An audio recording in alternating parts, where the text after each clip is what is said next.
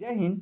इससे पिछली वीडियो में हमने बिहार एससीईआरटी के क्लास 6 से लेकर क्लास 8 तक का पूरा ज्योग्राफी हमने कवर कर लिया है। आज हम क्लास 9 का ज्योग्राफी देखेंगे और अगली इसके बाद एक और वीडियो आएगी जिसमें आपका क्लास 10 का ज्योग्राफी कंप्लीट हो जाएगा। ज्योग्राफी कंप्लीट होने के बाद मैं हिस्ट्री कंप्लीट करूंगा। जो भी लोग बिहार टीचर की, बिहार एडीओ जो वैकेंसी आई है उसकी तैयारी कर रहे हैं, वो सभी एग्जाम के लिए क्या है, इंपॉर्टेंट है। तो चलिए क्लास को स्टार्ट करते हैं और आज हम पढ़ेंगे क्लास 9 का ज्योग्राफी, जो कि बिहार क्या है, एससीईआरटी है। बिहार एससीईआरटी का बुक है और एससीईआरटी कवर कराने के बाद मैं एनसीईआरटी भी कोशिश करूंगा कि कवर करा दूं। तो पहले देखेंगे कि जो क्लास 9 है इसका चैप्टर कितने हैं। कुल चैप्टर 12 हैं। कौन कौन सा चैप्टर है तो पहले देखेंगे स्थिति और विस्तार। किसकी स्थिति भाई, तो भारत की स्थिति और विस्तार। भारत का भौगोलिक स्वरूप, संरचना और उच्चवाच, प्रवाह, अपवाह स्वरूप, जलवायु, प्राकृतिक वनस्पति, वन्य प्राणी, जनसंख्या, भारत के पड़ोसी देश, मानचित्र अध्ययन, क्षेत्रीय अध्ययन, आपदा प्रबंधन एक परिचय, मानवीय गलतियों के कारण घटित आपदाएं जैसे नाभिकीय, जैविक और रासायनिक, सामुदायिक आधारित आपदा प्रबंधन। ये टोटल 12 चैप्टर है और इस वीडियो में हम इस 12 चैप्टरों को कंप्लीट करेंगे। तो चलिए आगे बढ़ते हैं और पहला चैप्टर पढ़ते हैं, भारत की स्थिति। ध्यान दीजिए, कह रहा है विश्व में भारत ही एकमात्र देश है जिसके नाम पर एक महासागर जो कि हिंद महासागर है। यानी जो हिंद महासागर है, हमारे भारत में कुल हमारे विश्व में कुल 5 बड़े महासागर हैं, जो एक हिंद महासागर है और इस हिंद महासागर के नाम पर, यानी कि हमारे भारत के नाम पर इस महासागर का नाम हिंद महासागर पड़ा है। भारत एक विशाल देश है जिसका मुख्य भूमि 8 डिग्री उत्तर से लेकर 37 डिग्री 6 मिनट उत्तरी अक्षांश तक फैला हुआ है। क्वेश्चन पूछेगा भारत का अक्षांशीय विस्तार बताओ, तो क्या बताएंगे, 8 डिग्री 4 मिनट उत्तर से लेकर 37 डिग्री 6 मिनट उत्तर तक हमारा भारत का अक्षांशीय विस्तार है। 68 डिग्री 7 मिनट पूरब से लेकर 97 डिग्री 25 मिनट पूर्वी देशांतर तक फैला हुआ है। यानी भारत का देशांतरी विस्तार पूछेगा तो आपको बताना है 68 डिग्री 7 मिनट से लेकर 97 डिग्री 25 मिनट पूर्वी देशांतर भारत का देशांतरी विस्तार है। तो ये अक्षांशीय और देशांतरी विस्तार आपको याद रखना है। ये आपके एग्जाम में क्वेश्चन डायरेक्ट पूछता है कि बताइए भारत का अक्षांशीय विस्तार कितना है, तो 8 डिग्री 4 मिनट उत्तर से लेकर 37 डिग्री 6 मिनट उत्तरी अक्षांश तक। अगर पूछेगा देशांतरी विस्तार बता दो, तो 68 डिग्री 7 मिनट से लेकर 97 डिग्री 25 मिनट पूर्वी देशांतर। क्लियर है। भारत का दक्षिणतम बिंदु, बिल्कुल लास्ट वाला दक्षिणतम बिंदु जो भारत हमारा है, ये भारत के सबसे दक्षिण में जो एकदम जगह है वो कौन सा है, तो वो है इंदिरा पॉइंट, जो अंडमान निकोबार द्वीप समूह पर स्थित है। यानी हमारे भारत का सबसे दक्षिण वाला लास्ट छोर कौन सा है, तो उसका नाम है इंदिरा पॉइंट। इंदिरा पॉइंट स्थित है। 23.5 डिग्री उत्तरी अक्षांश जो है उसको हम कर्क रेखा कहते हैं। क्वेश्चन पूछेगा कर्क रेखा किसे कहते हैं, तो 23.5 डिग्री उत्तरी अक्षांश को कर्क रेखा कहते हैं। यहाँ पे लिखा है 23 डिग्री 30 मिनट, तो 23.5 डिग्री हुआ ना, तो 23.5 डिग्री उत्तरी अक्षांश को हम लोग कर्क रेखा कहते हैं और भारत के बीचों बीच से गुजरती है और लगभग 2 भागों में बांटती है। भारत को 2 भागों में बांटने का काम कौन करता है, कर्क रेखा करता है। क्लियर यहाँ तक। अब हम बात करेंगे भारत का आकार। तो भारत का क्षेत्रफल कितना है, तो पूरा क्षेत्रफल लिख लेंगे आप लोग 32,87,000, कितना, 32,87,263 वर्ग किलोमीटर हमारे भारत का क्या है, क्षेत्रफल है। क्या है, क्षेत्रफल है। और ये पूरे विश्व में, ये जो क्षेत्रफल हमारा पूरे विश्व में कितना प्रतिशत है, तो पूरे विश्व के भौगोलिक क्षेत्रफल का 2.4% है। ये एग्जाम में क्वेश्चन पूछा था, पूरा पूरा एग्जैक्ट बोले तो 2.42%। यह आपका टीआरई 2 या 3 में शायद क्वेश्चन पूछा था। ये हमारे भारत का जो क्षेत्रफल है, ये क्षेत्रफल पूरे विश्व में कितना परसेंट है, तो 2.42% है। क्लियर है, यहाँ तक समझ में आ गया। अगर हम बात करें भारत का क्षेत्रफल का सापेक्ष स्थिति, तो सबसे बड़ा देश है रूस, उससे छोटा कनाडा, उससे छोटा अमेरिका, उससे छोटा चीन, फिर उससे ब्राजील, फिर ऑस्ट्रेलिया, फिर भारत। आप देखेंगे तो 7वें नंबर पर सबसे बड़ा भारत हमारा है। यानी कि क्षेत्रफल की दृष्टि से हमारा भारत का स्थान चौथे नंबर का है, तो 7वें नंबर का है, आपको बोलना है। और याद रखेंगे ये सारा रूस, कनाडा, अमेरिका, चीन, ब्राजील, ऑस्ट्रेलिया, भारत, रुक चीन अब आया भारत, ऐसे आप याद कर सकते हैं इसको। अब ध्यान दीजिएगा, विश्व के 7 बड़े देश के बारे में हम थोड़ा सा जानते हैं। अब यहां पर क्वेश्चन है, स्थलीय सीमा की कुल लंबाई 15,200 किलोमीटर है। हमारे भारत की जो स्थलीय सीमा है उस कितने किलोमीटर है, तो 15,200 किलोमीटर है।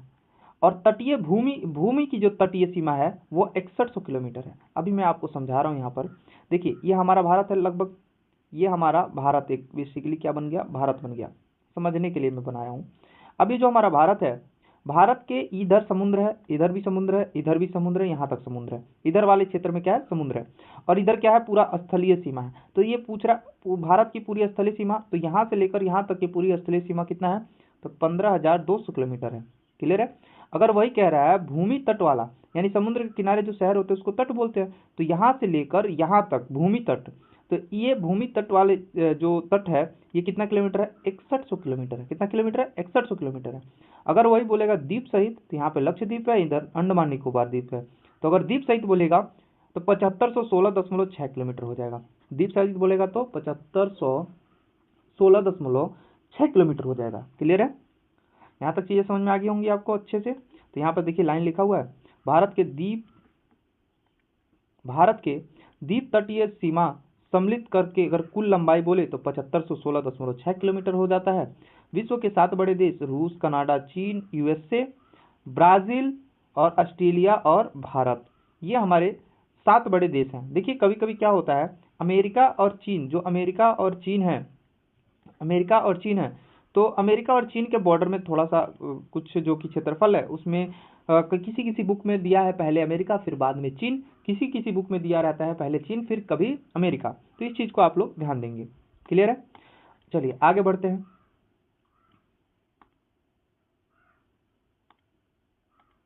नेक्स्ट है यहाँ पे, समुद्र की ओर मुख्य स्थलीय भाग का निकला हुआ सरकरा पतला भाग 3 तरफ से समुद्र से घिरा अंतरिप कहलाता है। अंतरिप या तो बोलेंगे प्रायद्वीप कहलाएगा। क्लियर है। यानी वह स्थल भाग जो 3 तरफ समुद्र से घिरा होता है उसे क्या बोलेंगे, अंतरिप बोलेंगे, या तो बोलेंगे क्या, प्रायद्वीप बोलेंगे। भारत के अरुणाचल प्रदेश और कच्छ के बीच 2 घंटे का अंतर होता है। यानी कि अरुणाचल प्रदेश में 7 बजे सूर्य उगता है तो कच्छ पे कितने बजे उगता हुआ दिखाई देगा, तो आप कहेंगे 7 बजे इधर अरुणाचल प्रदेश में उग रहा है तो कच्छ में आपको 9 बजे उगता हुआ दिखाई देगा, क्योंकि 2 घंटे का क्या है, अंतराल है, 2 घंटे का अंतर है। ऐसा दोनों में 30 डिग्री में 360 देशांतरीय घूम जाती है और 1 डिग्री देशांतर पार करने में हमें 4 मिनट लगता है। क्वेश्चन पूछेगा 1 डिग्री देशांतर बराबर कितना मिनट, तो आपको बताना है 4 मिनट। और जब 1 देशांतर घूमने में आपको 4 मिनट लग रहा है तो आप हमको बताइए भारत के अरुणाचल प्रदेश और गुजरात के बीच में 30 डिग्री का अंतर है, तो 4 से गुणा कर दीजिए 30 में, तो 4 × 12 120 मिनट हो रहा है। अब जब 120 मिनट हो रहा है तो 120 मिनट को घंटे में बदलेंगे तो 2 घंटा होगा कि नहीं होगा, तो आप कहोगे जी सर हमके तो समझ में आ गया। ठीक है। भारत का मानक समय 82.5 डिग्री, यहाँ पे पूरा 82.5 रहेगा, यहाँ पे 32 कर दिया, 32 नहीं रहेगा, 82.5 डिग्री पूर्वी देशांतर जो है ये नैनी से होकर गुजरता है। कहाँ से, नैनी, इलाहाबाद के नैनी से होकर गुजरता है। और इसी देशांतर रेखा से हमारे भारत में टाइम का निर्धारण किया जाता है। क्वेश्चन पूछेगा हमारे भारत का टाइम निर्धारण कितने डिग्री देशांतर से, तो 82.5 डिग्री देशांतर से। 82.5 डिग्री देशांतर भारत के किस राज्य से होकर जाता है, तो उत्तर प्रदेश नैनी इलाहाबाद में स्थित नैनी या मिर्जापुर शहर से होकर गुजरता है। यहाँ तक चीजें समझ में आ गई होंगी। आगे ध्यान देंगे, कह रहा भारत का मानक समय ग्रीनविच स्टैंडर्ड टाइम से 5.5 घंटा आगे है।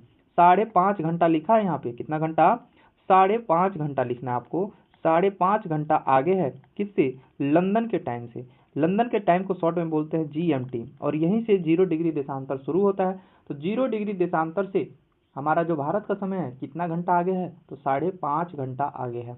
यानी GMT से हमारे भारत का टाइम कितने घंटे आगे है, तो 5.5 घंटा आगे है। आपको याद रखना है, समझना है। क्लियर है।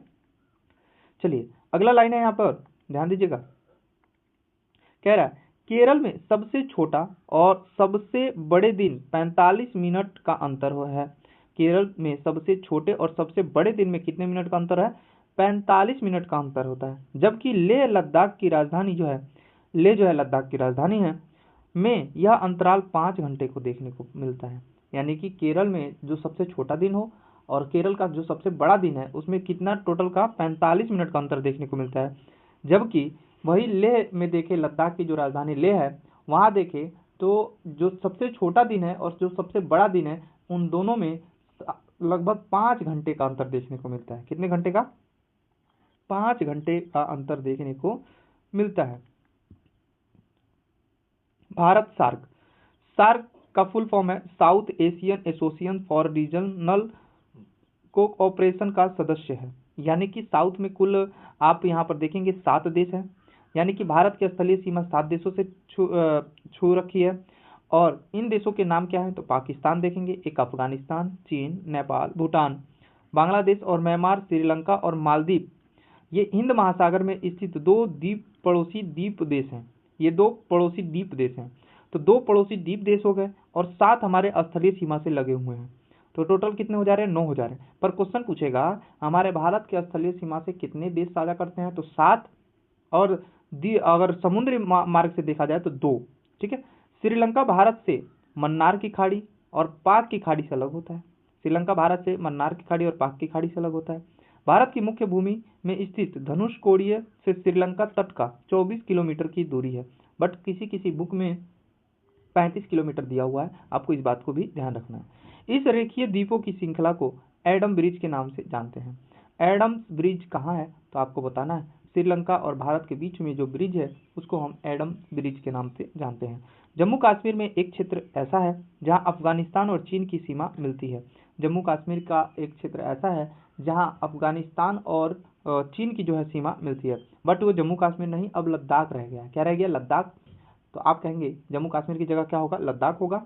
लद्दाख में एक जगह ऐसा है जहां पे अफगानिस्तान और चीन की सीमा क्या हो जाती है? मिलती है। सार्क में निम्नलिखित सदस्य हैं कौन कौन? तो भारत है, पाकिस्तान है, बांग्लादेश, श्रीलंका, भूटान, नेपाल, मालदीव और अफगानिस्तान। ये जितने देश हैं वो सार्क क्या हैं? सार्क की संस्था में जुड़े हुए हैं। सार्क का मुख्यालय काठमांडू में पड़ता है, नेपाल के काठमांडू में।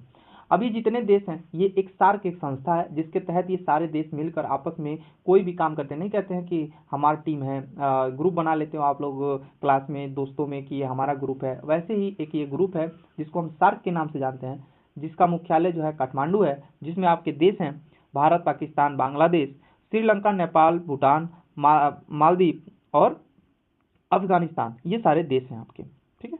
आगे ध्यान देंगे, जम्मू कश्मीर के उत्तर पूर्व में तिब्बत का पठार है। जम्मू कश्मीर के उत्तरी पूर्व में तिब्बत का पठार है। अब चीन के अंतर्गत है। तिब्बत का पठार किसके अंतर्गत है? चीन के अंतर्गत। कैलाश पर्वत मानसरोवर झील इसी में स्थित है। क्वेश्चन पूछेगा कैलाश पर्वत और मानसरोवर झील कहाँ है? तो आप बताएंगे तिब्बत में है। और तिब्बत जो है जम्मू कश्मीर के उत्तर पूर्व में पड़ता है। और तिब्बत पे इस समय किसका कब्जा है? तो आप कहेंगे चीन का है। कोसी नदी बिहार का शोक कहा जाता है। बड़े इंपॉर्टेंट लाइन है। बिहार का शोक किस नदी को कहते हैं? कोसी नदी को कहते हैं, जिसका उद्गम नेपाल में है, यानी कि यह नेपाल से निकलती है। दोनों देशों में कोसी नदी एक संयुक्त परियोजना विकसित हुई है, यानी कि नेपाल और भारत के बीच में एक कोसी नदी परियोजना शुरू की गई है, जो कि इन दोनों देशों की संयुक्त परियोजना है। और कोसी नदी को बिहार का क्या कहते हैं? शोक कहते हैं, क्योंकि बिहार में ये बाढ़ लाने का सबसे ज्यादा काम करती है, इसीलिए ज्यादा मार्ग भी बदलती है। इसको पथ परिवर्तन नदी भी बोलते हैं बहुत ज्यादा। नेपाल में कोसी तटबंध के टूट जाने से 18 अगस्त 2008 को उत्तर बिहार में भयानक बाढ़ आई थी। यानी कि क्या हुआ था? नेपाल में कोसी तटबंध टूट गया, यानी कि बांध जो था वो टूट गया, जिसकी वजह से 18 अगस्त 2018 को बिहार के उत्तरी भाग में बहुत ही ज्यादा बाढ़ आई थी, यानी भयानक बाढ़ आई थी। भारत और चीन की सीमा रेखा हिमालय की श्रेणी से होकर गुजरती है। भारत और चीन के बीच में जो सीमा रेखा है जिसका नाम मैकमोहन है, वह हिमालय श्रेणी से होकर गुजरती है। इस रेखा का नाम मैकमोहन है। अरुणाचल प्रदेश के उत्तर पूर्व में भारत अरुणाचल प्रदेश के उत्तर पूर्व में भारत है। चीन तथा म्यांमार तीनों देश की सीमा एक बिंदु पर आकर मिलती है। चीन म्यांमार तीनों देश का, यानी भारत, चीन और म्यांमार, इन तीनों की जो सीमा है एक ही बिंदु पर आकर मिलती है। भारत पाकिस्तान के बीच स्थित जो सीमा रेखा है उसको हम रेड क्लिफ के नाम से जानते हैं। भारत और पाकिस्तान के बीच में कौन सी सीमा रेखा? Red Cliff. यहाँ पे कुछ क्वेश्चन है जो बुक में दिया हुआ है एमसीक्यू के रूप में, तो यहाँ पर देख लेंगे एक बार। क्षेत्रफल की दृष्टि से भारत विश्व का कौन सा स्थान है? तो 7वां है, मैंने आपको बताया ही। भारत के अक्षांशीय और देशांतरीय विस्तार में कुल कितने डिग्री का अंतर है? जो अक्षांशीय और देशांतरीय जो विस्तार है हमारे भारत का, कितने डिग्री का अंतर है? तो 30 डिग्री का अंतर है। भारत का मानक समय रेखा किसको कहते हैं? 82.5 डिग्री को भारत का मानक समय रेखा कहते हैं। भारत के स्थलीय सीमा रेखा तटीय सीमा रेखा से लगभग कितनी बड़ी है? तो दुगुनी है। जो हमारी स्थलीय एग्जाम में क्वेश्चन पूछा है, हमारी स्थलीय सीमा कितनी है? तो आप कहोगे 15,200 किलोमीटर। और हमारा जो तटीय सीमा कितनी है? तो आप कहोगे 6100 किलोमीटर। और आप देखोगे लगभग क्या है? दुगुना है। 6 दूनी 12, यानी लगभग क्या है? दुगुना है। वही क्वेश्चन यहाँ पूछा है और एग्जाम में ये क्वेश्चन आया भी था। अगला क्वेश्चन है, यहाँ पर ध्यान दीजिएगा, भारत और चीन के बीच में सीमा रेखा का नाम क्या है? मैकमोहन लाइन है। कौन सा है? मैकमोहन लाइन है। दूसरा चैप्टर हमारा भौतिक स्वरूप, संरचना और एवं उच्चावाच। अब यहां पर ध्यान दीजिएगा, प्लेट वितरणिक सिद्धांत। इस सिद्धांत के अनुसार संपूर्ण भूपटी कई प्लेटों में विभाजित है। भारत का प्रायद्वीपीय पठार इसी का हिस्सा है। भारत का जो प्रायद्वीपीय पठार है वो किसका हिस्सा है? तो आप कहोगे प्लेट जो वितरणिक का जो सिद्धांत है उसी का हिस्सा हमारे भारत के प्रायद्वीपीय पठार है। प्लेट वितरणिक शब्द का प्रयोग लुजोविलियंस ने 1905 ईस्वी में किया, किंतु इस सिद्धांत को सर्वप्रथम W.J. मॉर्गन ने 1967 में प्रतिपादित किया था। इस सिद्धांत के अनुसार पृथ्वी की ऊपरी प्रपटी 6 बड़े और 9 छोटे छोटे प्लेटों से बनी हुई है। हमारे जो भारत जो पृथ्वी है, इस पृथ्वी की जो प्रपटी है ऊपर वाली, ये लगभग 6 बड़े प्लेटों तथा लगभग छोटे छोटे 9 प्लेटों से मिलकर बनी हुई है। अब ये खाने वाला प्लेट नहीं है, पृथ्वी के अंदर एक प्रकार का प्लेट बना हुआ है। अब प्रायद्वीपीय पठार भूपटी से सबसे पुराने भागों में से एक है। यह वह खंड है जो पृथ्वी के एक ठोस हुए धरातल का प्रतिनिधित्व करता है। क्या करता है? प्रतिनिधित्व करता है। पृथ्वी की उत्पत्ति लगभग 5 अरब वर्ष पूर्व हुई थी। पृथ्वी की उत्पत्ति कब हुई थी? 5 अरब वर्ष पूर्व हुई थी। इस वायु को 4 महाकल्पनाओं में बांटा गया है। 4 महाकल्पों में बांटा गया है। पहला अजैविक, दूसरा पूरा जीव प्रारंभिक, मानव जीव द्वितीय, अनुन्नत जीव। ये सब क्या है? बांटा गया है।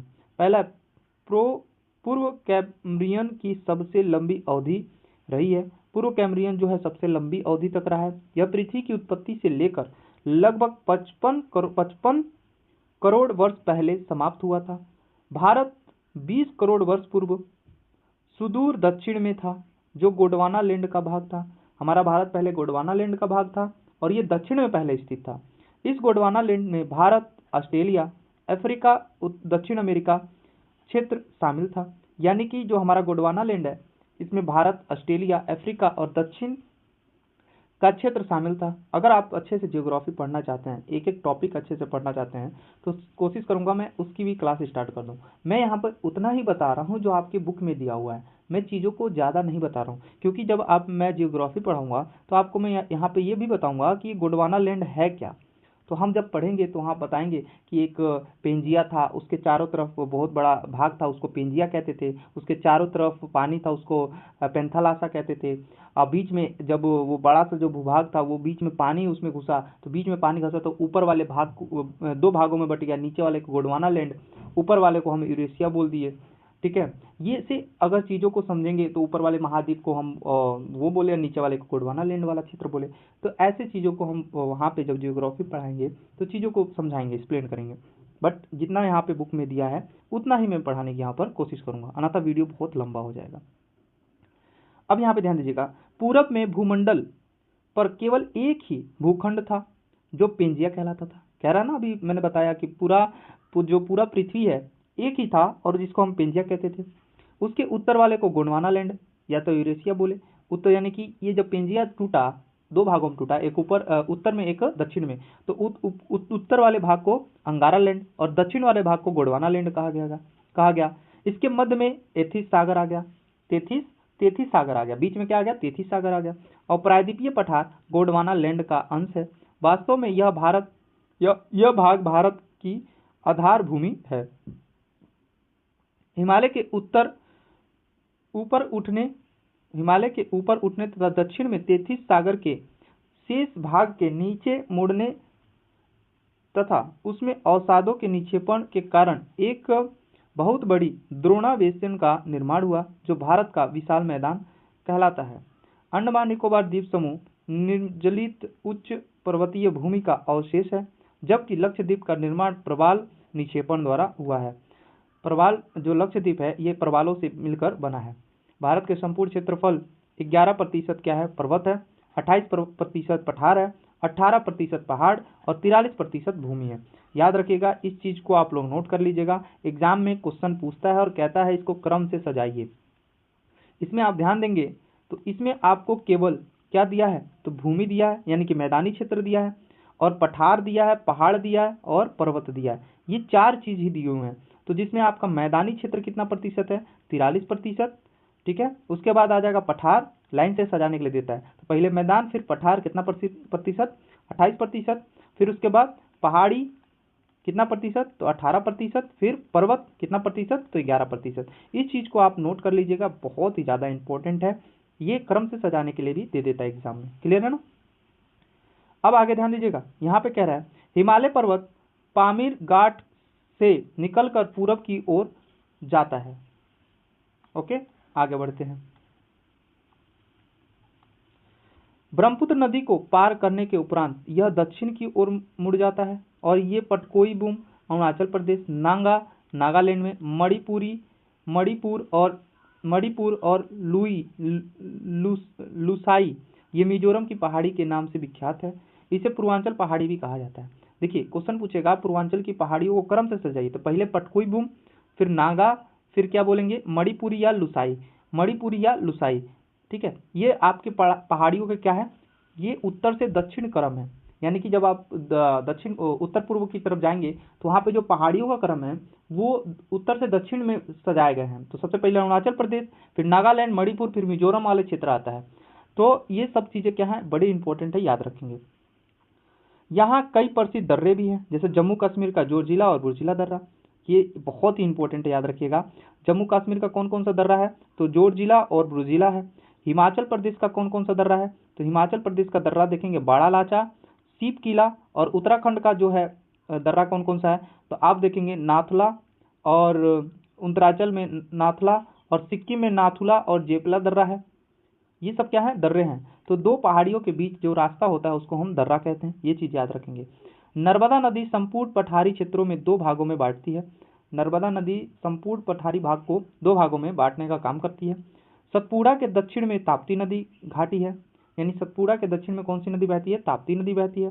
नर्मदा और ताप्ती दोनों नदियां संकृत कछारी मैदानों का निर्माण करती हैं। ये दोनों नदियां भ्रंश घाटी से बहते हुए, क्वेश्चन पूछेगा कौन सी 2 नदियां भ्रंश घाटी में बहती है, तो आपको बताना ताप्ती और नर्मदा, और दामोदर भी बहती है, ये भी है, दामोदर भी है। तो इंपॉर्टेंट सबसे ज्यादा नर्मदा और ताप्ती का ही पूछता है। इस पठारी क्षेत्रों के उत्तरी सीमा को विंध्याचल पर्वत और इसके पश्चिमी पूर्व में कई पहाड़ियां हैं। पश्चिमी पूर्व में कई पहाड़ियां हैं। पश्चिमी घाट पर्वत को सहाद्री के नाम से प्रसिद्ध है। पश्चिमी घाट के पर्वत को हम क्या बोलते हैं, सहाद्री बोलते हैं। यही 3 प्रमुख दर्रे भी हैं, एक है थाल घाट, एक है भोर घाट, एक है पाल घाट। थाल घाट भोर घाट आपके महाराष्ट्र में पड़ता है, जबकि पाल घाट आपका केरल में पड़ता है। पूर्व में पूर्वी घाट की पहाड़ियां अत्यंत कटी छटी हैं। यह पहाड़ियों को काटकर महानदी गोदावरी, कृष्णा और कावेरी नदी बहती हैं, उपजाऊ मृदा का निर्माण करती हैं। पूर्वी घाट प्रमुख पहाड़ियों में जैसे उड़ीसा का क्या है, महेंद्रगिरी, आंध्र प्रदेश का नल्लामलाई, पालकोड़ा और बेली कुंडा, और तमिलनाडु की नल्लामलाई और पंचामलाई और शिवराय पालनी की पहाड़ियाँ। ये एग्जाम पूछने के बड़े बड़े जो क्वेश्चन, जो जितने भी यहाँ पे क्वेश्चन है, ये सभी क्वेश्चन क्या है, बहुत इंपॉर्टेंट है। जैसे शिवराय पालनी, पंचमलाई, नल्लामलाई ये तमिलनाडु का है, बेलीगिरी ये भी तमिलनाडु में ही पड़ता है। ये सब पहाड़ियाँ हैं। कच्छ के रण का मैदान समुद्री निक्षेपण से उज्जमन से बना है। भौतिक विभाजन 6 भागों में हम लोग बांटते हैं। पृथ्वी को जो भारत को है, भारत का भौतिक जो विभाजन है 6 भागों में हम लोग इसको बांटते हैं। पहला हिमालय पर्वत श्रेणी, दूसरा उत्तर का मैदान, फिर उसके बाद दक्षिण पठार, तटीय मैदान, और भारतीय मरुस्थल और द्वीप समूह। भारत मरुस्थल और द्वीप समूह। सबसे पहले पढ़ेंगे हम लोग हिमालय के बारे में। तो सबसे पहले हिमालय के बारे में पढ़ते हैं, हिमालय पर्वत श्रेणियों के बारे में पढ़ते हैं। तो यहाँ पे दिया हुआ है जितना चीज़ें वो इम्पोर्टेंट है। हिमालय पर्वत श्रेणियाँ भूगर्भिक रूप से नवी बनावट की दृष्टिकोण से बलित मोड़दार पर्वत है। एग्जाम में क्वेश्चन पूछेगा सबसे नवीन पर्वत कौन सा है, तो हिमालय है। सबसे नवीन बलित पर्वत कौन सा है, तो हिमालय है, याद रहेगा। यह पर्वत श्रृंखला पश्चिम से पूर्व की दिशा में सिंधु और ब्रह्मपुत्र नदी के बीच में करीब 2500 किलोमीटर की लंबाई में अर्धचंद्राकार रूप से फैला हुआ है। देखिए दो नदियां हैं, एक पश्चिम में है आपकी सिंधु नदी और पूरब में है पूरब में है ब्रह्मपुत्र नदी। तो पश्चिम में सिंधु नदी, पूरब में कौन सी नदी, ब्रह्मपुत्र नदी। इन दो नदियों के बीच में हमारा पूरा हिमालय है। और ये जो हिमालय है इसकी कुल लंबाई जो है 2400 किलोमीटर है। कितना किलोमीटर, 2400 किलोमीटर फैली हुई है। और ये अर्धचंद्राकार है, यानी कि लगभग कैसा है, तो आप कहेंगे सर ऐसे है, ऐसे अर्धचंद्राकार। ठीक है। यह विश्व का सबसे ऊंचा पर्वत श्रेणी है, आपको ये भी जानना है। इसकी 3 समांतर श्रेणियां हैं। उत्तर भाग में स्थित श्रृंखला को हम महान हिमालय या आंतरिक हिमालय या हिमाद्री कहते हैं, यानी कि 3 भागों में बटा हुआ है। मैं आपको यहाँ पे बता देना चाहता हूँ कि 3 भागों में बटा हुआ है। उत्तर वाले को जैसे कि ये 3 भागों में इसे समांतर श्रेणियों में बटा हुआ है। इसको बोलते हैं महान हिमालय, या तो बोलेंगे हिमाद्री बोलेंगे। ठीक है। इस वाले को बोलते हैं मध्य हिमालय, बीच वाले को मध्य हिमालय, और नीचे वाले को बोलते हैं शिवालिक हिमालय। क्या बोलेंगे, शिवालिक हिमालय बोलेंगे। ये हिमालयों की 3 श्रेणियां, याद रहेगा आपको, याद रखेंगे आप लोग। अब ध्यान दीजिएगा, हम पहले पढ़ रहे हैं कौन सा, महान हिमालय, यानी कि सबसे उत्तर वाली श्रेणी पढ़ रहे हैं महान हिमालय। अब महान हिमालय के बारे में थोड़ा जानेंगे। इस श्रृंखला में विशेष यह है कि इसमें सर्वाधिक ऊंची चोटियां और हिमालय की सभी प्रमुख चोटियां पाई जाती हैं महान हिमालय में। तो आप देखेंगे माउंट एवरेस्ट, जिसकी ऊंचाई है 8848 मीटर, जो कि नेपाल में है, नेपाल के काठमांडू में। K2 गार्डविन ऑस्टिन, जिसकी ऊंचाई है 8611 किलोमीटर, 11 मीटर होगा, मीटर, और 8848 मीटर ही होगा। तो K2 जिसका पूरा नाम है माउंट गार्डविन ऑस्टिन, जिसकी ऊंचाई है 8611 मीटर, जो कि भारत में है। विश्व की सबसे ऊंची चोटी जो है माउंट एवरेस्ट है। विश्व की दूसरी सबसे ऊंची चोटी K2 है, याद रहेगा। फिर कंचनजंगा, ये भी कहाँ है, भारत में है। तो कंचनजंगा की ऊंचाई है 8598 मीटर, और ये विश्व की तीसरी सबसे ऊंची चोटी है, याद रहेगा। मकालू, ये कि नेपाल में है। धौलागिरा, जो कि नेपाल में है। नंगा पर्वत भारत में है, जो कि अन्नपूर्णा भारत में है। कामेत भारत में है। नामचा बरवा भारत में है। और गुरुला मानधोता, ये कहाँ है, नेपाल में है। देखिए इन 3-4 पर्वतों में एक साथ पर्वत दे देगा 3-4, और पूछेगा कि बताइए निम्नलिखित में से कौन सा पर्वत भारत में नहीं है, तो आप कंफ्यूज जाएंगे। तो आपका भारत में कौन कौन सा नहीं है, तो आप कहेंगे धौलावीरा भारत में नहीं है, धौलागिरी भारत में नहीं है, मकालू भारत में नहीं है, माउंट एवरेस्ट भी भारत में नहीं है, और एक लास्ट में है गुरुला माधाता, ये क्या है, ये भी भारत में नहीं है, याद रखेंगे आप लोग। क्लियर है। चलिए अब यहाँ पे ध्यान देंगे। जास्कर पर्वत श्रेणी महान हिमालय की एक श्रेणी है। महान हिमालय हम लोग पढ़ रहे हैं, और ये जास्कर श्रेणी जो है महान हिमालय की श्रेणी है। जास्कर जो है उत्तर में लद्दाख श्रेणी कहा जाता है। जास्कर के उत्तर में लद्दाख श्रेणी है। हिमालय के उत्तर में काराकोरम श्रेणी स्थित है। हिमालय के उत्तर में काराकोरम श्रेणी स्थित है, जिसे हम ट्रांस हिमालय भी कहते हैं। इस शिखर के भारत का सबसे ऊंचा शिखर है, जो 8611 मीटर है, जिसे हम गार्डविन ऑस्टिन या गौरी नंदन, याद रखेंगे, गौरी नंदन के नाम से भी जानते हैं। क्वेश्चन पूछ लेगा K2 का अन्य नाम क्या है, तो क्या बताएंगे, गौरी नंदन है, गौरी नंदन। महान हिमालय के समांतर दक्षिण में स्थित श्रृंखला को लघु हिमालय अथवा मध्य हिमालय कहते हैं। हमने बताया ना, सबसे पहले महान हिमालय, फिर उसके बाद लघु हिमालय या तो मध्य हिमालय उसको बोलते हैं। ठीक है। और हिमालय के सबसे दक्षिणी श्रृंखला जो बाहरी हिमालय या उप हिमालय या शिवालिक कहा जाता है, यह हिमालय का सबसे नवीन पर्वतीय भाग है। इसमें कुछ विस्तृत घाटियां भी है, जिसे हम दून या द्वार कहते हैं। क्वेश्चन पूछेगा दून या द्वार कहाँ मिलेगा, तो शिवालिक में मिलेगा, उप हिमालय में मिलेगा, या बाहरी हिमालय में मिलेगा। ये तीनों नाम एक ही के हैं। बिहार के पश्चिमी चौपारण के उत्तरी पूर्वी पहाड़ी भाग, जो बिहार का जो पश्चिमी चौपारण है, और वहाँ पे जो उत्तरी पश्चिमी जो पहाड़ी है, इस श्रृंखला के पर्वत आते हैं। किस श्रृंखला के, तो शिवालिक के। इसमें सोमेश्वर की पहाड़ी है। सोमेश्वर की पहाड़ी जो है कहाँ है, तो पश्चिमी चौपारण में है। और पश्चिमी चौपारण जो सोमेश्वर की पहाड़ी है, हिमालय का कौन सा भाग है? तो शिवालिक का भाग है। शिवालिक का क्या है? भाग है। क्लियर है? आगे ध्यान देंगे, कह रहा है सिंधु और सतलज के बीच स्थित हिमालय के भाग को पंजाब हिमालय के नाम से जानते हैं। कश्मीर हिमालय भी इसी के अंतर्गत आता है। सिंधु और सतलज नदी के बीच में जो हिमालय, अब ये हिमालय को हम नदियों के हिसाब से डिवाइड कर रहे हैं, तो सिंधु और सतलज नदी के बीच में जो हिमालय आता है उसको हम पंजाब हिमालय या तो कश्मीर हिमालय के नाम से जानते हैं। सतलज और काली नदी के बीच में जो है हिमाचल हिमालय के नाम से या तो कुमाऊं हिमालय कहते हैं। हिमाचल हिमालय या तो कुमाऊं हिमालय के नाम से हम लोग क्या करते हैं? जानते हैं। यहाँ पर एक तरफ दिया है हिमालय के पश्चिम से पूर्व के और वर्गीकरण, एक तरफ नाम दिया है, एक तरफ हिमालय सीमा दिया है। सिंधु और सतलज नदी के बीच में है पंजाब या कश्मीर हिमालय। सतलज और काली नदी के बीच में है हिमालय या कुमाऊं हिमालय, हिमाचल या हिमाचल होगा वहां पे कुमाऊं हिमालय। काली और तीस्ता नदी के बीच में दिया नेपाल हिमालय। तीस्ता दिहांग ब्रह्मपुत्र, दिहांग को ही ब्रह्मपुत्र के नाम से जानते हैं अरुणाचल प्रदेश में। नदी के बीच में जो है असम हिमालय है। ये एग्जाम के लिए बहुत ही ज्यादा इंपॉर्टेंट है। जो लोग टीआरई का एग्जाम पिछली बार दिए होंगे वो ऐसे एग्जाम क्वेश्चन से टकरा चुके होंगे। ये क्वेश्चन आपके एग्जाम में पूछा था कि बताइए सतलज और काली नदी के बीच में कौन सा हिमालय है? तो कौन सा? कुमाऊं हिमालय है। ठीक है, अब हम बात करेंगे उत्तर का विशाल मैदान। ठीक है, उत्तर का विशाल मैदान 3 प्रमुख नदी प्रणाली है जो सिंधु गंगा ब्रह्मपुत्र, जिसकी सहायता से इसकी सहायता से नदियों से बना यह विशाल मैदान सिंधु गंगा ब्रह्मपुत्र का मैदान कहलाता है। यह मैदान जो है जलोढ़ मिट्टी से बना है। नदियों द्वारा लाई गई मिट्टी को हम जलोढ़ मिट्टी कहते हैं। और ये जो मैदानी क्षेत्र है ये गंगा, सिंधु और ब्रह्मपुत्र नदी की सहायता से बना है, इसीलिए हम इसको जलोढ़ मिट्टी जो है यहाँ पे अधिक पाई जाती है।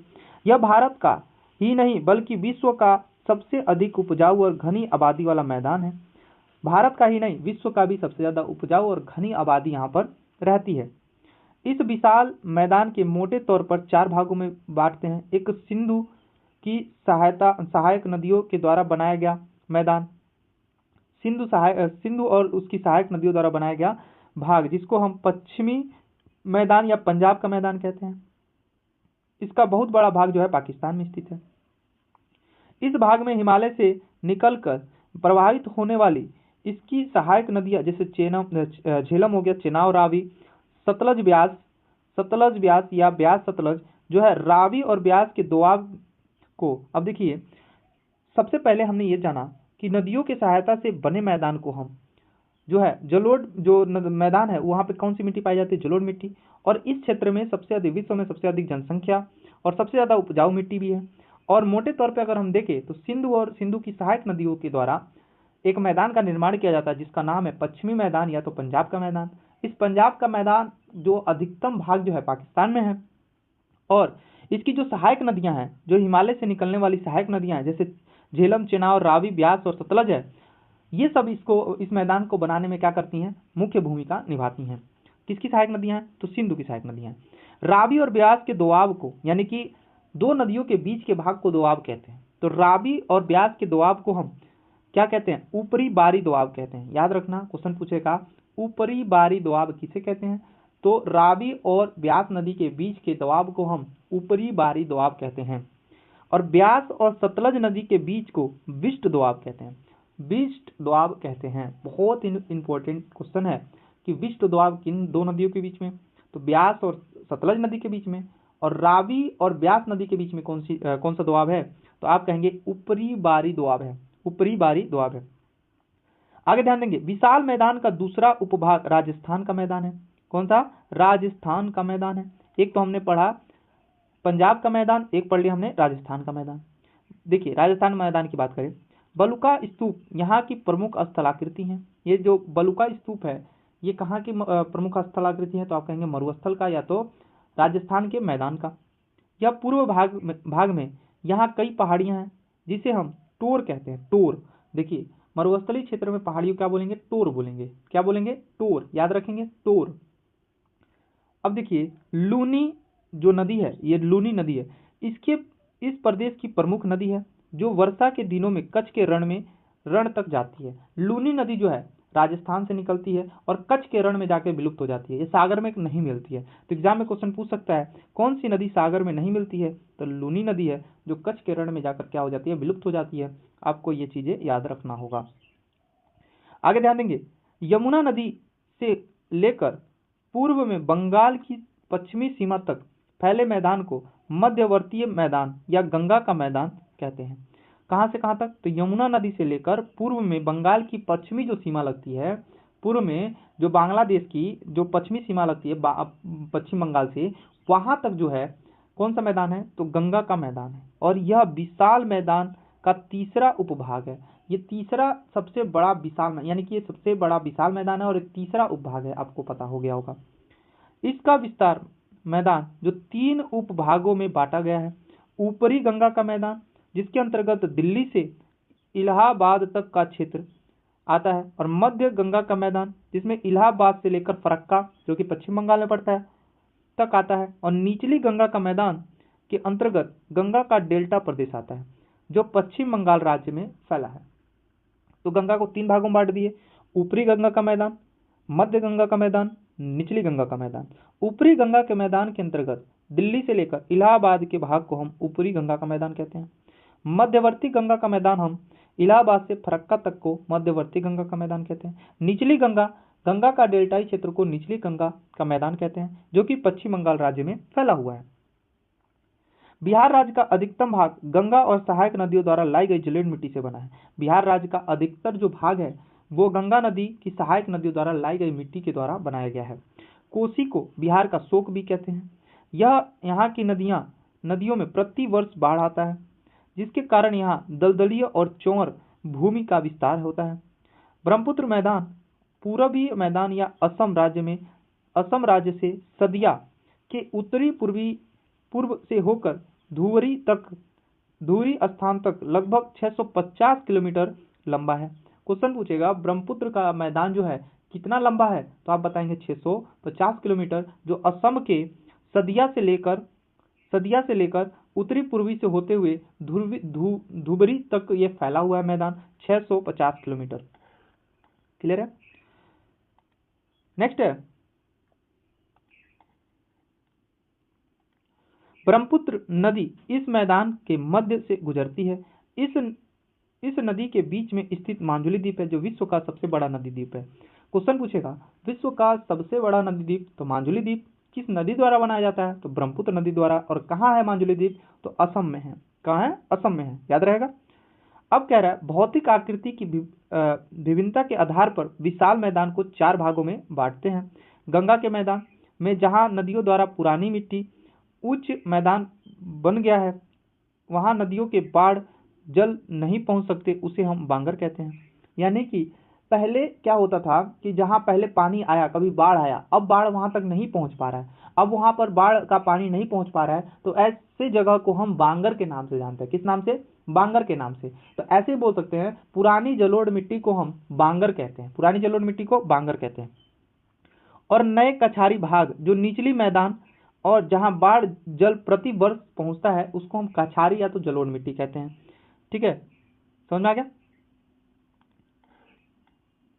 ध्यान दीजिए, नई मिट्टी की परत जमा कर देती है और उसे हम खादर कहते हैं। तो जहां हमेशा जलोढ़ हर वर्ष बाढ़ आता है, तो जलोढ़ मिट्टी को हम 2 भागों में बांट देते हैं। एक तो नई जलोढ़ को खादर बोल देंगे और पुरानी जलोढ़ को बांगर बोल देंगे, याद रहेगा। तो एक हो गया खादर और एक हो गया बांगर, क्योंकि नदियों द्वारा लाई गई मिट्टी को हम जलोढ़ मिट्टी कहते हैं ना, इसीलिए जहां हर वर्ष बाढ़ आ रहा है उसको हम खादर मिट्टी कहेंगे, जहां अब बाढ़ नहीं जा रहा है उसे हम बांगर मिट्टी कहेंगे। ठीक है, इस प्रत्येक वर्ष पुनर्विकरण होता है, यानी कि खादर जो है हर वर्ष यहाँ पे बाढ़ आता है, इसलिए यह उपजाऊ होता है। यहाँ गहन कृषि के लिए आद्र माना जाता है। अब गहन कृषि किसे कहते हैं, ऐसी कृषि जो जीवन यापन के लिए की जाती है उसे गहन कृषि कहते हैं। तो लगभग मैदानी भागों में जो जलोढ़ मिट्टी है यहाँ पे सबसे ज्यादा गहन कृषि की जाती है। ठीक है, अब दक्षिण का पठार हम लोग पढ़ेंगे। ध्यान दीजिए, दक्षिण का पठार प्रायद्वीपीय पठार की आकृति दृष्टि से त्रिभुजाकार है और ये प्राचीन गोंडवाना लैंड का क्या है, भाग है। प्रायद्वीपीय पठार जो गोंडवाना लैंड का भाग है और ये कैसे आकार का है, तो त्रिभुजाकार है। इसके उत्तर में अरावली है। देखिए, अगर आप भारत का नक्शा देखेंगे तो दक्षिण भारत का आपको देखेंगे तो आप त्रिभुजाकार का दिखाई देगा, और वही प्रायद्वीपीय पठार है जो गोंडवाना लैंड का भाग है। इसके उत्तर में जो है अरावली पर्वत है, और विंध्याचल पर्वत, सतपुड़ा पर्वत इसके उत्तर में स्थित है। उत्तर में कौन कौन सा पर्वत, तो आप कहेंगे अरावली, विंध्याचल और सतपुड़ा पर्वत। पश्चिमी तट, पश्चिमी घाट पर्वत, और पश्चिम में है जो पश्चिमी घाट, और पूरब में है पूर्वी घाट की पहाड़ियां स्थित है। इस पठारी भाग को दो भागों में बांटते हैं, एक का नाम है मध्य उच्च भूमि। तो मध्य उच्च भूमि के बारे में जानते हैं, तो मध्य उच्च भूमि का अधिकतम भाग जो है मालवा का पठार कहलाता है। मध्य उच्च भूमि का अधिकतर भाग किसको कहा जाता है, मालवा के पठार को। यह पठार भाग जो है पूरब में महादेव श्रृंखला और उत्तर पश्चिम में अरावली और मध्य में विंध्याचल श्रेणी से घिरा हुआ है। ये जो मालवा का पठार है यह पूरब में महादेव से, उत्तर पश्चिम से अरावली से, उत्तर पश्चिम अरावली से और मध्य में विंध्याचल श्रृंखला से घिरा हुआ है। विंध्याचल के दक्षिण में इन्हीं के समांतर सतपुड़ा पर्वत, पूरब में अमरकंटक और छोटा नागपुर का पठार, सतपुड़ा की 1350 मीटर ऊंची धूपगढ़ चोटी पंचमढ़ी भी है। यानी कि क्वेश्चन पूछेगा सतपुड़ा की सबसे ऊंची चोटी कौन सी है, तो आप बताएंगे धूपगढ़ चोटी जो कि पंचमढ़ी में स्थित है। कितनी ऊंचाई है इसकी, तो आप बताएंगे 1350 मीटर है। सतपुड़ा पर्वत दक्षिण में, सतपुड़ा पर्वत के दक्षिण में ताप्ती नदी और नर्मदा नदी, दोनों नदी जो है भ्रंश घाटी से होकर प्रभावित होती हैं। यानी कि सतपुड़ा के दक्षिण में कौन सी नदी है, ताप्ती नदी, और उत्तर में कौन सी है, नर्मदा नदी है। उत्तर में, सतपुड़ा के उत्तर में नर्मदा नदी और दक्षिण में कौन सी है, ताप्ती नदी। कौन कहाँ भ्रंश घाटी से होकर बहती है, कौन सी दोनों नदियाँ, ताप्ती और नर्मदा। अरावली की औसतन ऊंचाई जो है 300.920 मीटर है तक है, किंतु दक्षिण पश्चिम में आबू के निकट इसकी सबसे ऊंची चोटी जो है माउंट अबू या गुरु शिखर है जो 1722 मीटर है। यानी कि अरावली की सबसे ऊंची चोटी जो है माउंट अबू में कौन सी है, गुरु शिखर है जो 1722 मीटर क्या है, ऊंची है। अब हम बात करेंगे दक्कन का पठार। यानी कि पठार को दो भागों में बांटे थे ना, एक तो मालवा का पठार हमने पढ़ लिया जो उच्च भूमि का भाग है, और एक है दक्कन का पठार। दक्कन का पठार दक्कन ट्रैप के नाम से भी जाना जाता है। यह लावा द्वारा निर्मित लगभग 5 लाख वर्ग किलोमीटर पर फैला हुआ है। दक्कन का पठार 5 लाख वर्ग किलोमीटर पर फैला हुआ है और लावा से निर्मित है। यहाँ 4 प्रमुख दर्रे उत्तर से दक्षिण क्रम में अगर देखें, उत्तर से दक्षिण, सबसे उत्तर में थाल घाट, उसके बाद भोर घाट, उसके बाद पाल घाट, फिर उसके बाद सिनकोट और पाल घाट जो है आपका केरल में है, थाल घाट और भोर घाट आपका महाराष्ट्र में। दक्षिण की ओर पश्चिमी घाट पर्वत की नीलगिरी पहाड़ी द्वारा पूर्वी घाट से मिल जाता है। यानी कि जो पश्चिमी घाट है और पूर्वी घाट को मिलाने का काम कौन करता है, तो नीलगिरी पहाड़ी करती है। यहाँ सबसे ऊंची चोटी जो है दोदा बेटा है। नीलगिरी पहाड़ी की सबसे ऊंची चोटी कौन सी है, दोदा बेटा, जिसकी ऊंचाई है 2670 मीटर। दक्षिण भारत की सर्वोच्च चोटी जो है, दक्षिण भारत का पश्चिमी घाट की सबसे ऊंची चोटी जो है अनाईमुड़ी है, जिसकी ऊंचाई है 2695 मीटर और नल्ला मलाई की पहाड़ी पर स्थित है। नल्ला मलाई की पहाड़ी पर स्थित है अनाईमुड़ी, जो दक्षिण भारत की सबसे ऊंची चोटी है। अब बात करेंगे हम तटीय मैदान। पश्चिमी तटीय मैदान के उत्तरी भाग को कोंकण, यानी पश्चिमी तटीय मैदान के उत्तरी भाग को हम, तो पश्चिमी तट के जो मैदान है, पश्चिमी तट का सबसे उत्तरी मैदान है उसको हम कोंकण मैदान के नाम से जानते हैं, कोंकण का मैदान। और दक्षिणी भाग को मालवार तट के नाम से जानते हैं, यदि मालवार तट का मैदान कहते हैं। यानी कि अगर हम भारत की बात करें तो ये हमारे भारत का दक्षिणी पश्चिमी क्षेत्र है, ये हमारा दक्षिणी पश्चिमी क्षेत्र है, तटीय मैदान है। अब ये जो तटीय मैदान है इसके सबसे उत्तर में कौन सा है, कोंकण, फिर उसके बाद सबसे दक्षिण में है मालवार, ठीक है, और बीच में है कन्नड़, मध्य में कौन सा है, कन्नड़ है, कन्नड़ का मैदान है। तो कोंकण, कन्नड़ और मालवार ये तीन आपका मैदान जो है क्षेत्र है। और पूरब में देखेंगे तो आपको यहाँ पे कोरोमंडल तट मिल जाएगा, कोरोमंडल, फिर यहाँ पे आपको मिल जाएगा उत्तरी सरकार तट, ऊपर वाले को उत्कल, नीचे वाले को उत्तरी सरकार बोलते हैं। तो ये सारा क्षेत्र है।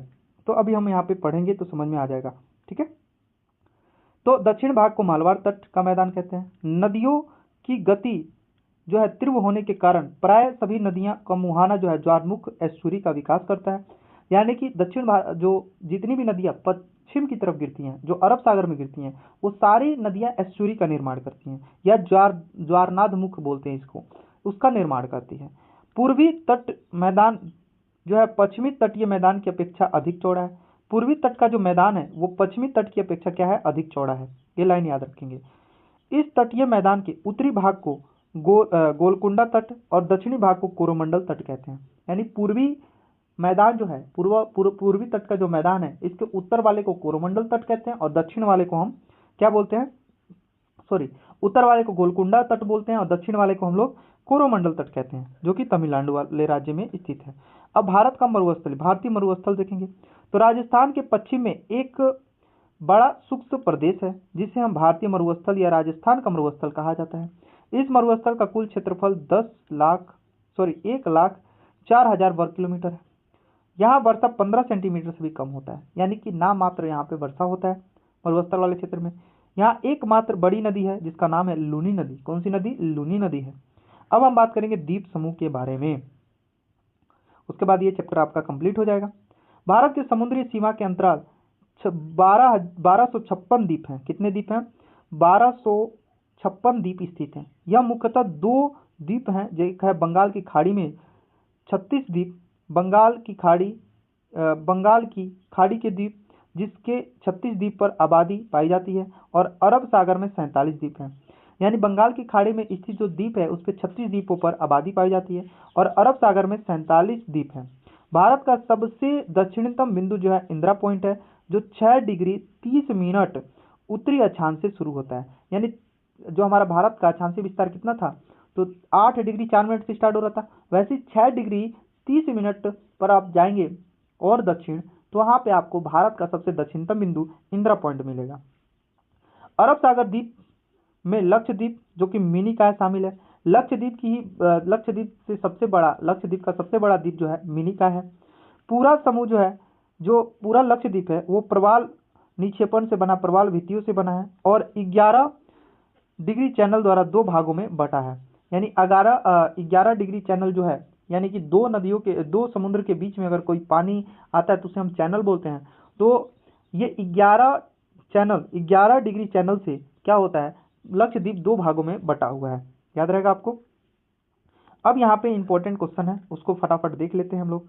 पहला क्वेश्चन है, निम्नलिखित में से कौन सी चोटी भारत की स्थित नहीं है? तो माउंट एवरेस्ट नेपाल में स्थित है। बिहार के उत्तरी पश्चिमी किनारे पर हिमालय की कौन सी श्रेणी है? तो शिवालिक श्रेणी है। सोमेश्वर की पहाड़ी पाया जाता है वहां पे। हिमालय के निर्माण में कौन से सिद्धांत सर्वमान्य है? तो प्लेट वितरणिक जो सिद्धांत है वो हमारा सबसे मान्य है। तो बताइए हमारे जो पृथ्वी पर कितने बड़े प्लेट हैं? कितने, आपका एक क्वेश्चन है, क्वेश्चन का कमेंट में जवाब दीजिएगा। कितने बड़े प्लेट हैं और कितने छोटे प्लेट हैं? फटाफट कमेंट करके बताइए कितने छोटे प्लेट हैं और कितने बड़े प्लेट हैं, आपको फटाफट बताना है।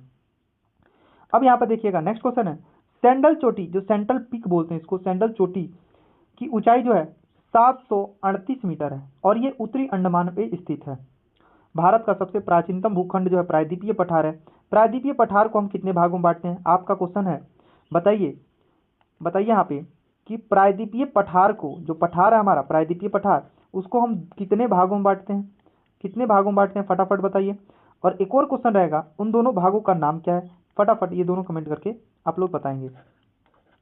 तीसरा चैप्टर है अप्रवाह स्वरूप। अप्रवाह का मतलब क्या है? नदियों के बारे में हमें यहाँ पर पढ़ना है, उसी को कहते हैं अप्रवाह। अपवाह बोलेंगे, क्या बोलेंगे? अपवाह स्वरूप बोलेंगे। एक नदी तंत्र द्वारा किसी क्षेत्र का जल प्रवाहित होता है, उसे हम अपवाह द्रोणा या बेसिन कहते हैं। किसी भी अपवाह तंत्र का विकास वहां की भू आकृतियों से निर्धारित होता है। भू आकृतियों के आधार पर भारत की नदियों का दो वर्गीकरण किया गया। यानी भारत में जो है बहने वाली जितनी भी नदी है, जैसे कि एक नदी ये बह रही है, आपको सिंपली एक चीज़ समझाना चाहेंगे, एक नदी बह रही है। अब इन नदियों में जितनी भी नदियां आकर, सहायक नदियां आकर मिलती हैं कहीं से भी, इस प्रवाह को ही, जितनी भी नदियां आकर मिलती है, इसी प्रवाह को हम अपवाह द्रोणा या अपवाह बेसिन बोलते हैं। क्लियर है? अब हम भारत की जो नदियां हैं, भारत की नदियों को हम दो भागों में बांट के पढ़ते हैं। एक को पढ़ते हैं हिमालय की नदियां, जो नदियां हिमालय से निकलती हैं। कहाँ से निकलेंगी? हिमालय से निकलेंगी, उन्हें हम हिमालय नदियां कहेंगे। और एक पढ़ेंगे प्रायद्वीपीय नदियां। तो भैया जो नदियां दक्षिण भारत में उसे प्रायद्वीप नदियां बोलेंगे और जो हिमालय से निकलेंगी उसे हिमालय नदियां बोलेंगे। क्लियर है? प्रायद्वीपीय नदियां और हिमालय नदियों के बारे में एक विशेषता बता देंगे। प्रायद्वीपीय नदियां जो है वर्ष भर उसमें पानी नहीं रहता, जबकि हिमालय नदियों में वर्ष भर पानी रहता है। ये चीज़ आपको याद रखना है, बहुत ही इंपॉर्टेंट है। देखिए अब यहाँ पे लाइन स्टार्ट होगा। हिमालय की अधिकांश नदियां बारहमासी एवं अस्थायी नदियां। बारहमाही यानी कि कहने का मतलब क्या है, बारहमासी का मतलब क्या है, यहाँ पे वर्ष भर इसमें पानी रहता है।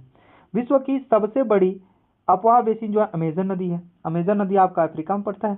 जो विश्व की सबसे बड़ी है, विश्व की सबसे बड़ी नदी है कौन सी, अमेजन नदी है। अफ्रीका नहीं, उत्तर अमेरिका, सॉरी, उत्तर अमेरिका में पड़ता है। क्लियर है।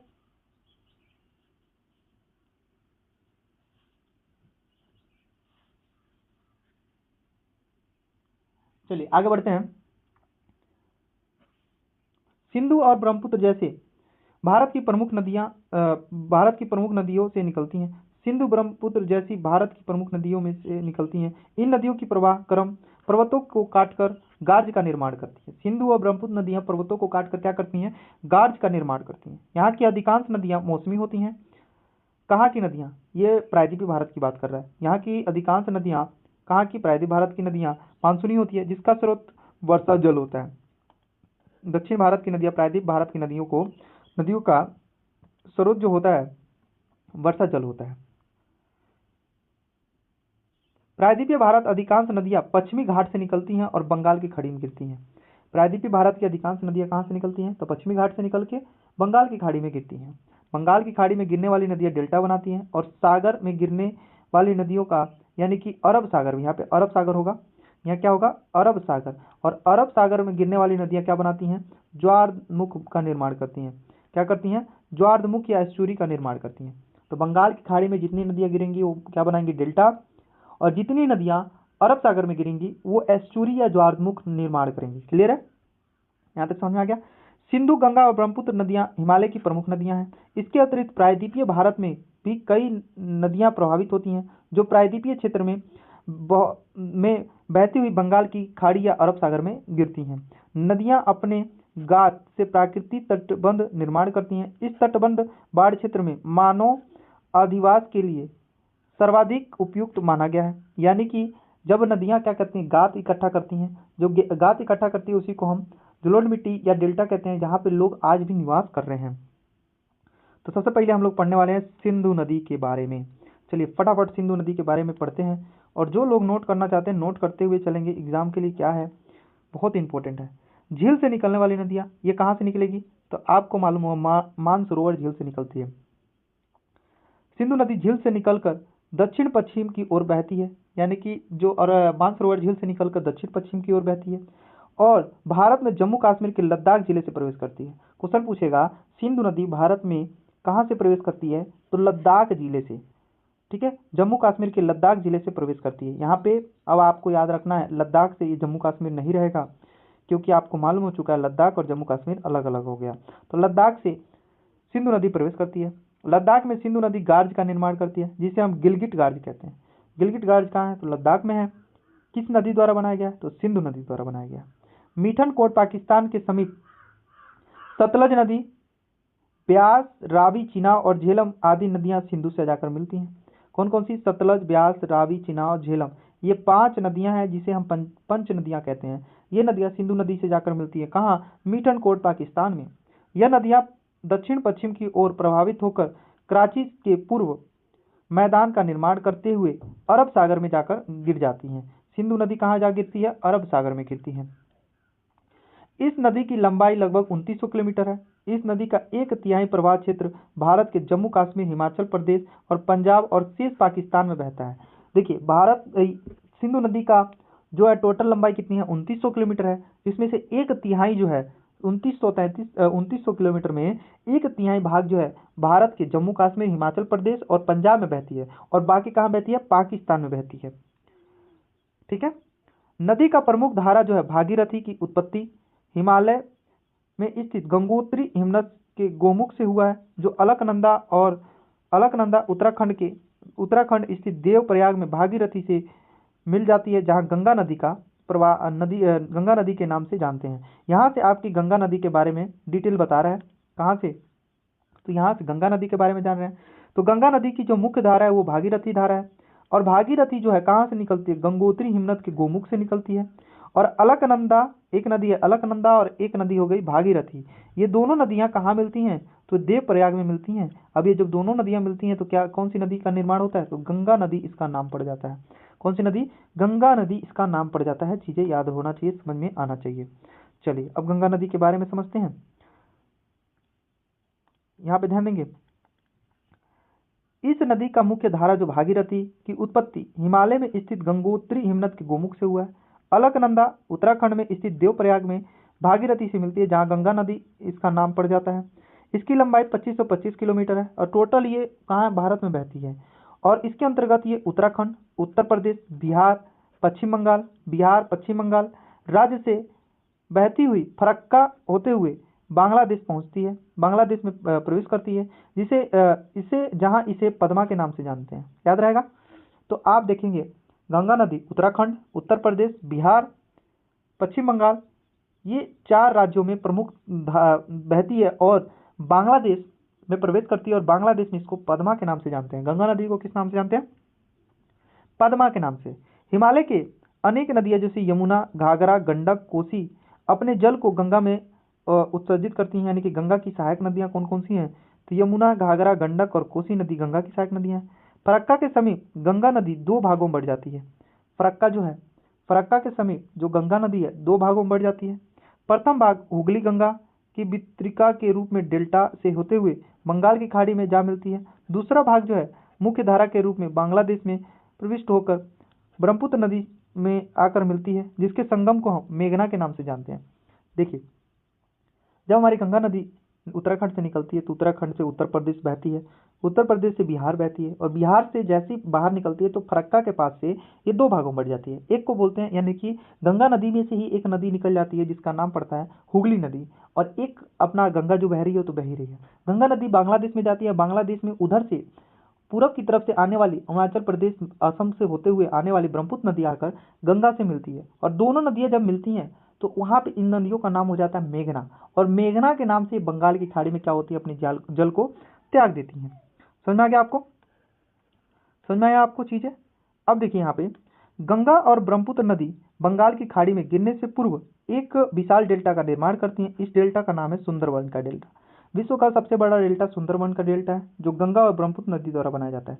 एक क्वेश्चन है आपके लिए, फटाफट कमेंट करके बताइए कि भारत विश्व का सबसे बड़ा नदी द्वीप कौन सा है? नदी द्वीप कौन सा है और किस नदी द्वारा बनाया जाता है, और ये किस राज्य में स्थित है? विश्व का सबसे बड़ा नदी द्वीप कौन सा है और ये किस नदी द्वारा बनाया जाता है और किस राज्य में स्थित है? ये आप हमको कमेंट करके फटाफट बता देंगे। अगर आप शिद्दत से, ईमानदारी से क्लास कर रहे होंगे तो इस क्वेश्चन का जवाब मुझे इस कमेंट बॉक्स में जरूर देंगे। अब हम बात करेंगे ब्रह्मपुत्र नदी। इस नदी की उत्पत्ति तिब्बत के मानसरोवर झील से हुई थी, यानी जहां से सिंधु नदी का उद्गम हुआ था वहीं से इस नदी का भी उद्गम हुआ। यहाँ पे ध्यान दीजिएगा, यहाँ पर मानेंगे हम, यहाँ पे है हमारा मानसरोवर झील। यहाँ से एक नदी निकलती है सिंधु नदी, जो सीधा पश्चिम की तरफ बहती है, और एक नदी निकलती है ब्रह्मपुत्र नदी, जो आपकी पूरब की तरफ बहते हुए भारत में प्रवेश करती है। कहाँ से? अरुणाचल प्रदेश से, और ये लद्दाख से होकर प्रवेश कर रही है, आपको तो मालूम होना चाहिए। ठीक है, चलिए, तो तिब्बत के मानसरोवर झील से होते हुए 2900 किलोमीटर से अधिक ये बहती है, और ये उत्तर में हिमालय के समांतर प्रभावित होकर नामचा बर्मा पर्वत कहाँ है? तो अरुणाचल प्रदेश में है, के शिखर के समीप यू आकार की मोड़ बनाकर अरुणाचल प्रदेश में गार्ज के माध्यम से प्रवेश करती है। इसे स्थानीय भाषा में वहां पे दिहांग कहते हैं। जो ब्रह्मपुत्र नदी है, इसको आप एक क्वेश्चन यहाँ पर है, जो ब्रह्मपुत्र नदी है इसको हम क्या कहते हैं? तिब्बत में सांगपो नदी और अरुणाचल प्रदेश में दिहांग नदी, अगर वही बोले तो बांग्लादेश में इसको जमुना नदी कहते हैं। यमुना नहीं, जमुना नदी कहते हैं। ठीक है, तो स्थानीय भाषा में यहाँ पे दिहांग बोलते हैं। ब्रह्मपुत्र नदी को तिब्बत में सांगपो नदी, बांग्लादेश में इसको जमुना नदी के नाम से जानते हैं।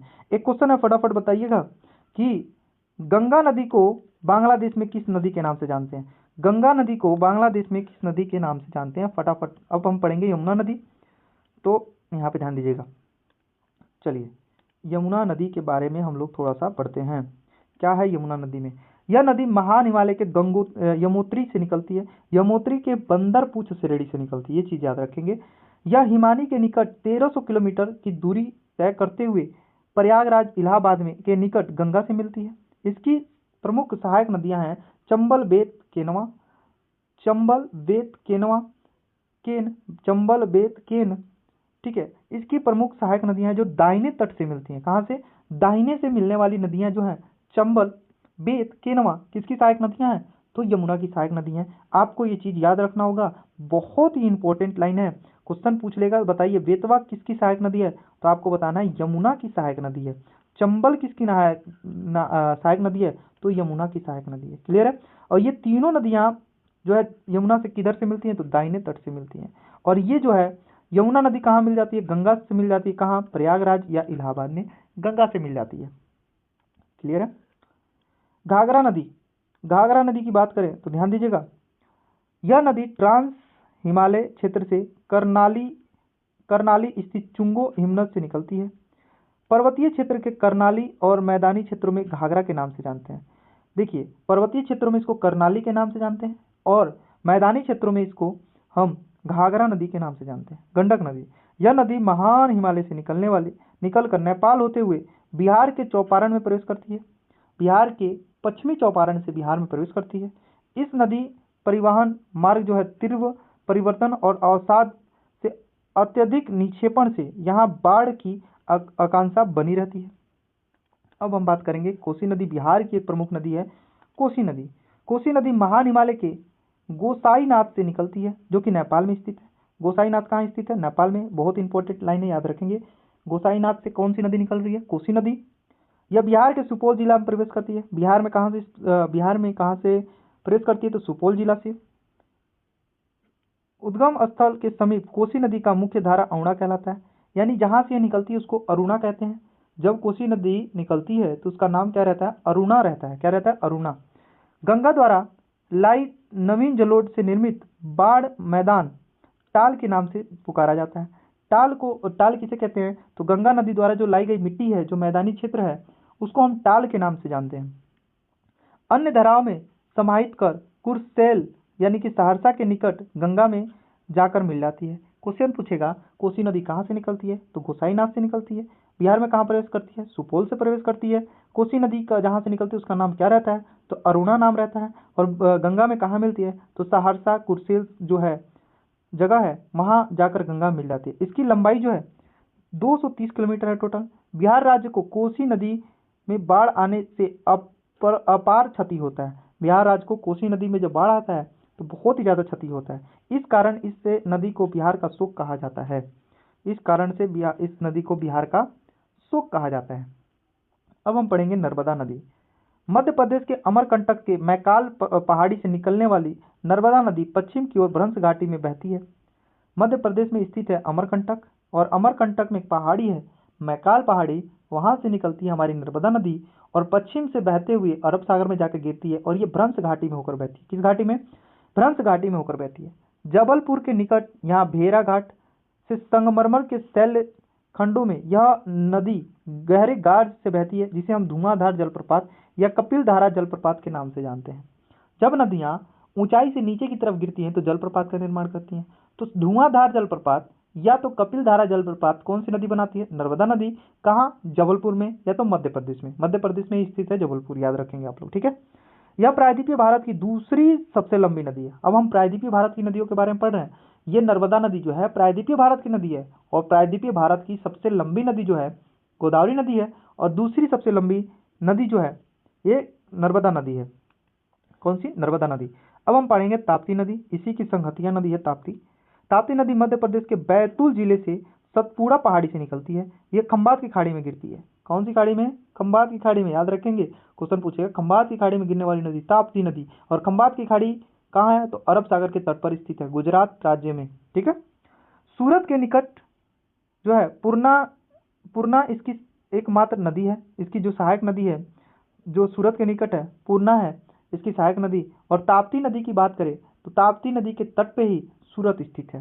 ठीक है, इसके अतिरिक्त पश्चिम की ओर बहने वाली नदी गुजरात के साबरमती और माही नदी प्रमुख है। पश्चिम की ओर बहने वाले और भी नदियां हैं जो कि गुजरात राज्य की, एक है नदी साबरमती और एक है माही नदी। इसके अतिरिक्त अब यहाँ पे देखेंगे माही नदी के बारे में एक नोट लिख लीजिएगा। माही नदी जो है कर्क रेखा को, कौन सी रेखा को, जो भारत के बीचों बीच से होकर जाती है कर्क रेखा को 2 बार काटती है, कर्क रेखा को 2 बार काटती है माही नदी। एक क्वेश्चन है आपके लिए कि फटाफट बताइए दिल्ली किस नदी के तट पर बसा है, दिल्ली किस नदी के तट पर बसा है, आगरा किस नदी के तट पर बसा है। ये दोनों क्वेश्चन का आप फटाफट जवाब दीजिएगा। आगरा और दिल्ली किस नदी के तट पर बसा है। और गंगा के तट पर, गंगा के तट पर सबसे बड़ा शहर कौन सा है, सबसे बड़ा शहर कौन सा है, गंगा के तट पर सबसे बड़ा शहर कौन सा है। इसका क्वेश्चन का जवाब अगर आप पढ़ाई कर रहे हैं शिद्दत से तो इस दोनों क्वेश्चन का फटाफट जवाब देंगे, ठीक है, कमेंट बॉक्स में। चलिए आगे बढ़ते हैं। इसके अतिरिक्त पश्चिमी घाट पर्वत से निकलने वाली अनेक नदियां अरब सागर में गिरती हैं, जिसमें गोवा की मांडवी नदी या ज्वारी नदी हो गया। गोवा की 2 नदियां हैं, एक मांडवी और एक ज्वारी नदी, जो अरब सागर में गिरती हैं। कर्नाटक की कालिंदी नदी जो कि अरब सागर में गिरती है। और गंगावेली और शरावती ये और नेत्रवती ये सब क्या है, कर्नाटक की नदियां हैं और ये अरब सागर में गिरती हैं। केरल की पेरियार नदी हो गया, पंबा नदी हो गया, मनीमाल नदी हो गया, ये प्रमुख नदियां हैं जो छोटे मार्ग में बहते हुए तीव्रगामी नदियां हैं, यानी तेजी से छोटे क्षेत्रों में बहते हुए ये अरब सागर में जाकर गिरती हैं। क्लियर है। अब हम बात करेंगे महानदी। महानदी की बात करें तो ये छत्तीसगढ़ के रायपुर के निकट उड़ीसा से बहती हुई बंगाल की खाड़ी में मिलती है। गोदावरी नदी की बात करें तो यह नदी महाराष्ट्र के नासिक से निकलती है और इसी नदी के तट पर एक कुंभ का मेला लगता है। फटाफट बता सकते हैं आप लोग, कुंभ का मेला गोदावरी नदी पर नासिक में ही लगता है, ठीक है। कुंभ का मेला गोदावरी नदी पर नासिक में ही लगता है और नासिक में प्याज सबसे ज्यादा मिलता है, यह महाराष्ट्र राज्य में है, ठीक है। यह प्रायद्वीपीय नदी में सबसे लंबी नदी है, यानी कि प्रायद्वीपीय भारत की सबसे लंबी नदी गोदावरी नदी है। यह प्रायद्वीपीय भारत की सबसे लंबी नदी है। बड़े आकार और विस्तार के कारण इसे दक्षिण भारत की गंगा कहते हैं। दक्षिण भारत में इस नदी को दक्षिणी गंगा या बृहद गंगा के नाम से जानते हैं, बृहद गंगा के नाम से जानते हैं, ठीक है। तो बृहद गंगा या दक्षिण भारत की गंगा किसे कहते हैं, तो गोदावरी नदी कहते हैं। कृष्णा नदी पश्चिमी घाट में स्थित महाबलेश्वर महाराष्ट्र में से निकलती है। पश्चिमी घाट के महाबलेश्वर से निकलती है कृष्णा नदी, जो कि महाराष्ट्र में स्थित है। इसकी कुल लंबाई 2900 किलोमीटर है, 2900 कह रहे हैं, 1290 किलोमीटर है, 1290 किलोमीटर है और यह बंगाल की खाड़ी में गिरती है। इस अफवाह बेसिन का विस्तार जो महाराष्ट्र, कर्नाटका, आंध्र प्रदेश में है। महाराष्ट्र, कर्नाटका और आंध्र प्रदेश में फैला हुआ है कृष्णा नदी। गोदावरी नदी कावेरी नदी की उत्पत्ति पश्चिम में स्थित ब्रह्मगिरी की पहाड़ी से निकलती है। कावेरी ब्रह्मगिरी की पहाड़ी से निकलती है जो पश्चिम में स्थित है। कृष्णा नदी भी पश्चिमी घाट में स्थित महाबलेश्वर की पहाड़ी से निकलती है। तो कावेरी नदी की उत्पत्ति पश्चिम में स्थित ब्रह्मगिरी की पहाड़ी से हुआ है। इस नदी की अफवाह बेसिन जो है तमिलनाडु, केरल और कर्नाटका राज्य में फैला हुआ है। कावेरी नदी तमिलनाडु, केरल और कर्नाटका राज्य में बहती है और यहीं हम कृष्णा नदी देखें तो महाराष्ट्र, कर्नाटका और आंध्र प्रदेश क्षेत्र में बहती है। इसके अतिरिक्त यह नदी तमिलनाडु में स्थित कुंडिनुल से दक्षिण बंगाल की खाड़ी में मिलती है। कावेरी नदी भी बंगाल की खाड़ी में जाकर मिलती है। इसके उपरांत नदियों के अतिरिक्त भी कई छोटी नदियां हैं जिसके पूरब की ओर प्रभावित होती हैं, यानी पश्चिम से पूरब की ओर प्रभावित होती हैं। एक है दामोदर नदी, एक है ब्रह्मणी नदी, एक है बैतरणी नदी और एक है आपका सुवर्ण रेखा नदी जो कि झारखंड में है। जो कि दामोदर नदी जिसको हम बंगाल का शोक भी कहते हैं, आपको याद रखना होगा। शिव समुद्रम जलप्रपात भारत का दूसरा सबसे बड़ा जलप्रपात है। ये कावेरी नदी पर ही है। जलप्रपात विद्युत घर से मैसूर और कोलार स्वर्ण क्षेत्र से बिजली प्रदान होता है। यानी कि शिव समुद्रम जलप्रपात जो है, यहाँ पर ये जो जलप्रपात है, यानी कि मैंने आपको बताया ऊंचाई से जो जल गिरता है उसी को जलप्रपात कहते हैं। यहाँ पे इस जल से बिजली बनाया जाता है और ये जो बिजली है, ये बिजली जो है मैसूर तथा जो कि कर्नाटका जो कोल्लार गोल्ड फील्ड है, कर्नाटका का जो कोल्लार गोल्ड फील्ड है जहाँ से सोना निकाला जाता है, वहाँ बिजली सप्लाई किया जाता है शिव समुद्रम जलप्रपात से और कावेरी नदी पर स्थित है, कर्नाटका में ही। क्लियर है। अब बात करेंगे जलाशय या झील के बारे में, देखेंगे, ध्यान दीजिएगा।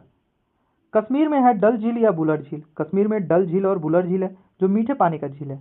नैनीताल झील, राजस्थान में सांबर झील है जो कि खारे पानी का झील है। बेगूसराय में कांवर झील है जो मीठे पानी का झील है और सबसे बड़ा एशिया का सबसे बड़ा गोखुर झील है कांवर झील। बेतिया में आपका सरयामान झील है, और दरभंगा में आपका लक्ष्मी सागर झील है। दरभंगा में लक्ष्मी सागर, और बेतिया में आपका सरयामान झील है। सरयामान कहाँ है? बेतिया में। और वहीं हम बात करें दरभंगा में आपका क्या कौन सा झील है? तो लक्ष्मी सागर झील है। और बेगूसराय में आपका कांवर झील है, जो एशिया का सबसे बड़ा गोकुड़ झील भी है। निर्माण की दृष्टि से झीलों की निम्नलिखित प्रकार हैं, कई प्रकार हैं, चलिए देखते हैं। पहला है धसन घाटी झील। अभी भाई धसन घाटी झील क्या है? जब जल, देखिए धसन घाटी में जल जमा हो जाता है, यानी कोई क्षेत्र है जो गड्ढा है और उसमें जल इकट्ठा हो जाता है, तो इस प्रकार का झील को हम क्या कहते हैं? धसान घाटी झील। धसान घाटी झील। अफ्रीका में इस प्रकार के झील की संख्या अधिक है, जैसे विक्टोरिया झील, रूडोफो झील, न्यास झील। ये सब कहाँ है? अफ्रीका में। विक्टोरिया झील, रूडोफॉल झील और न्यास झील यहाँ कहाँ है? अफ्रीका में। और ये धसन घाटी झील है। कैसा है? धसान घाटी झील है। भारत में तेल्या झील, तिल्या बांध, भारत में तेल्या बांध द्वारा धसान की कृत्रिम झील बनाया गया है। गोकुड़ झील, बेतिया और सरायामान और बेगूसराय का कांवर झील इसका उदाहरण है। गोकुड़ झील किसे कहते हैं? नदियों द्वारा बनाए गए झील को गोकुड़ झील कहते हैं। ये गाय के खुर की जैसे, गाय का जो पैर होता है वैसी इसकी आकृति होती है, इसीलिए इसको हम गोकुड़ झील कहते हैं। क्रेटर झील, उल्का पिंड गिरने से जो झील बनता है उसको हम क्रेटर झील कहते हैं। जब ज्वालामुखी क्रेटर से राख, लावा का आना बंद हो जाता है, सॉरी क्रेटर झील बोल रहा है, सॉरी क्रेटर, लोनार झील की बात नहीं, सॉरी क्रेटर झील, ऐसा झील जो ज्वालामुखी अगर फट रहा है, वो ज्वालामुखी फटना बंद हो जाए, उसमें से लावा निकलना बंद हो जाए, राख उसमें ना रहे, तो जब उसमें पानी इकट्ठा हो जाता है, तो ऐसे झील को, वर्षा जब होती है उसमें पानी इकट्ठा हो जाता है, उसको हम क्रेटर झील कहते हैं। और ऐसे ही बोलिविया में है टीटीकाका झील, जो विश्व का सबसे ऊंचा झील भी है। तो बेलोविया में टीटीकाका झील है, और टर्की में जो है वान झील है। वान झील सबसे खारे पानी का झील है तुर्की में।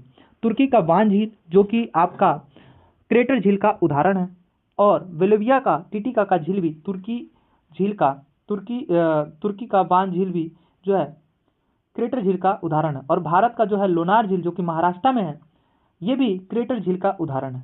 लोनार झील की बात करें, लैंगून झील, सॉरी लैंगून झील, लैंगून उदाहरण जो भारत के स्थित चिल्का झील और पुलिकट झील, ऐसे झील जो समुद्र के पानी से बनाया जाता है, समुद्र का पानी उसमें हमेशा आता रहता है, उसको हम लैंगून झील कहते हैं। इसका सबसे अच्छा उदाहरण है चिल्का झील, जो भारत का सबसे बड़ा खारे पानी का भी झील है। समुद्रीय झील यानी लैंगून झील, सबसे बड़ा खारे पानी का झील कौन सा? चिल्का झील। और वैसे पूछेगा अंतरस्थलीय सबसे बड़ा खारे पानी का झील, तो आपको बताना है राजस्थान का सांबर झील। और पुलिकट झील जो आपका तमिलनाडु और आंध्र प्रदेश के क्षेत्र में पड़ता है। अवरोधक झील, कभी कभी पर्वतीय प्रदेशों में भूस्खलन के कारण चट्टानें गिरकर नदियों के प्रवाह को रोक देती है, तो इससे भी झील बन जाता है, जिसे अवरोध झील कहते हैं। हिमानी झील, हिमालय क्षेत्रों में हिमानी द्वारा निर्मित झीलों को हम हिमानी झील कहते हैं, जैसे नैनीताल, भीमताल, सातताल आदि सुंदर उदाहरण है। क्लियर है? सब कैसा झील है? हिमानी झील है। ओके। अब है भूगर्भिक क्रिया से निर्मित झील, जैसे जम्मू कश्मीर का बुलर झील, मीठे पानी का झील, भारत का सबसे बड़ा झील है, मीठे पानी का सबसे बड़ा झील है। जल विद्युत पैदा करने के लिए नदियों पर बांध लगाए जाने से झीलों का निर्माण हुआ है, जैसे भाखड़ा नांगल परियोजना के से विकास से गोविंद सागर झील का निर्माण हुआ है हिमाचल प्रदेश में। लोकतक और वाड़ा यानी जैसे कई मीठे पानी का झील के साथ साथ राजस्थान का लौण युक्त सांबर झील भी है। अब ये लोकतक झील जो है मणिपुर में है, आपको याद रखना है। नेक्स्ट पॉइंट आपका मानव सभ्यता की जीवन रेखा के रूप में नदियां। ठीक है, बहुत इंपॉर्टेंट लाइन है, याद रखिएगा। सिंधु घाटी में हड़प्पा और मोहन जोदड़ो और हांगो घाटी की चीन, यानी कि सिंधु नदी के तट पर हड़प्पा है और मोहनजोदड़ो है, यानी सिंधु घाटी सभ्यता में हम देखेंगे सिंधु नदी के तट पर स्थित था मोहनजोदड़ो और हड़प्पा। ये पहले के जमाने में जब इतिहास पढ़ेंगे तो वहां हम पढ़ेंगे सिंधु घाटी सभ्यता, तब आपको चीजें समझ में आएंगी। और हांगो नदी में चीन की सभ्यता थी, और नील नदी में आपका मिस्र की सभ्यता थी, इसीलिए मिस्र को नील नदी का वरदान कहा जाता है। प्रागैतिहासिक मानव संस्कृति की खोज की प्रथम श्रेय जो है वाच द परथेस को है। इन्होंने विभिन्न प्रमाणों के अध्ययन से पश्चात पेरिस के सीन नदी को सभ्यता का उदय केंद्र बताया। पेरिस के सीन नदी को सभ्यता का उदय केंद्र बताया। तो क्वेश्चन पूछेगा पेरिस किस नदी के तट पर है, तो आपको बता देना है सीन नदी के तट पर है। डॉक्टर मित्रा ने मानव उत्पत्ति का केंद्र शिवालिक के दक्षिण हिमानी के पिघलने के निर्मित नदी घाटी को बताया है। पटना में स्थित महात्मा सेतु भारत का सबसे बड़ा सड़क पुल है।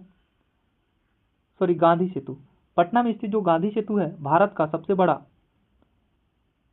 सड़क पुल है, जिसका निर्माण 1984 में हुआ था। बड़े आकार की झील को समुद्र कहा जाता है, जैसे कैस्पियन सागर झील, कैस्पियन सागर, मित्र सागर झील, अरल सागर झील। यानी बड़े आकार का अगर कोई झील है तो उसको हम सागर कहेंगे। पर्यावरणीय दृष्टि से किसी राष्ट्र के कुल भूभाग का 33% भाग पर वांछनीय होना चाहिए। यानी कि पर्यावरण कहता है कि किसी भी भारत हो चाहे किसी अन्य देश में पर्यावरण पे टोटल अगर पूरा जितना पृथ्वी है, पृथ्वी कह रहे हैं, जितना क्षेत्र है आपका भारत में, उस सारे क्षेत्र पे 33% पे आपका वन होना चाहिए। भारत सरकार गंगा कार्यक्रम परियोजना को 1985 में प्रारंभ किया था। क्वेश्चन पूछेगा, गंगा कार्य परियोजना कब प्रारंभ हुआ? 1985 में। गांधी सेतु कब बना था? 1984 में बना था। टिहरी परियोजना का विकास भागीरथी नदी पर हुआ है। टिहरी परियोजना का विकास भागीरथी नदी पर हुआ है, जहां पे 2400 मेगावाट बिजली उत्पन्न होता है। पंडित जवाहरलाल नेहरू ने जो प्रथम प्रधानमंत्री थे, नदी घाटी परियोजना को आधुनिक भारत का मंदिर कहा है। भागीरथी पर स्थित टिहरी परियोजना विश्व की 5वीं तथा एशिया की सबसे बड़ी नदी घाटी परियोजना है। विश्व की 5वीं और एशिया की सबसे बड़ी नदी घाटी परियोजना और भारत की भी सबसे बड़ी नदी घाटी परियोजना है भागीरथी। भारत की सर्वाधिक प्रदूषित नदियां साबरमती और माही यमुना प्रमुख है। यानी कि भारत की सबसे खराब, सबसे गंदी नदियां कौन कौन सी हैं? तो यमुना नदी एक हो गया जो दिल्ली में आप देखेंगे, और जो क्वेश्चन मैंने आपसे पूछा आपने जवाब भी नहीं दिया। एक माही नदी हो गई और एक साबरमती नदी हो गई। ये सारी नदियां क्या हैं? सबसे गंदी गंदी नदियां हैं। ठीक है, यहाँ पे कुछ क्वेश्चन है, फटाफट जवाब देंगे आप लोग। चलिए फटाफट बताएंगे। लक्ष्मी सागर झील किस राज्य में है? तो बिहार। बिहार के किस जगह में है? फटाफट कमेंट करके बताएंगे। बिहार के लक्ष्मी सागर झील जो है बिहार के किस जिले में स्थित है? फटाफट कमेंट करके बताएंगे। बिहार में कौन सा लवणीय झील है, निम्नलिखित में से कौन सा लवणीय झील है? सांबर झील। इसका भी कमेंट करके बताएंगे सांबर झील किस राज्य में है।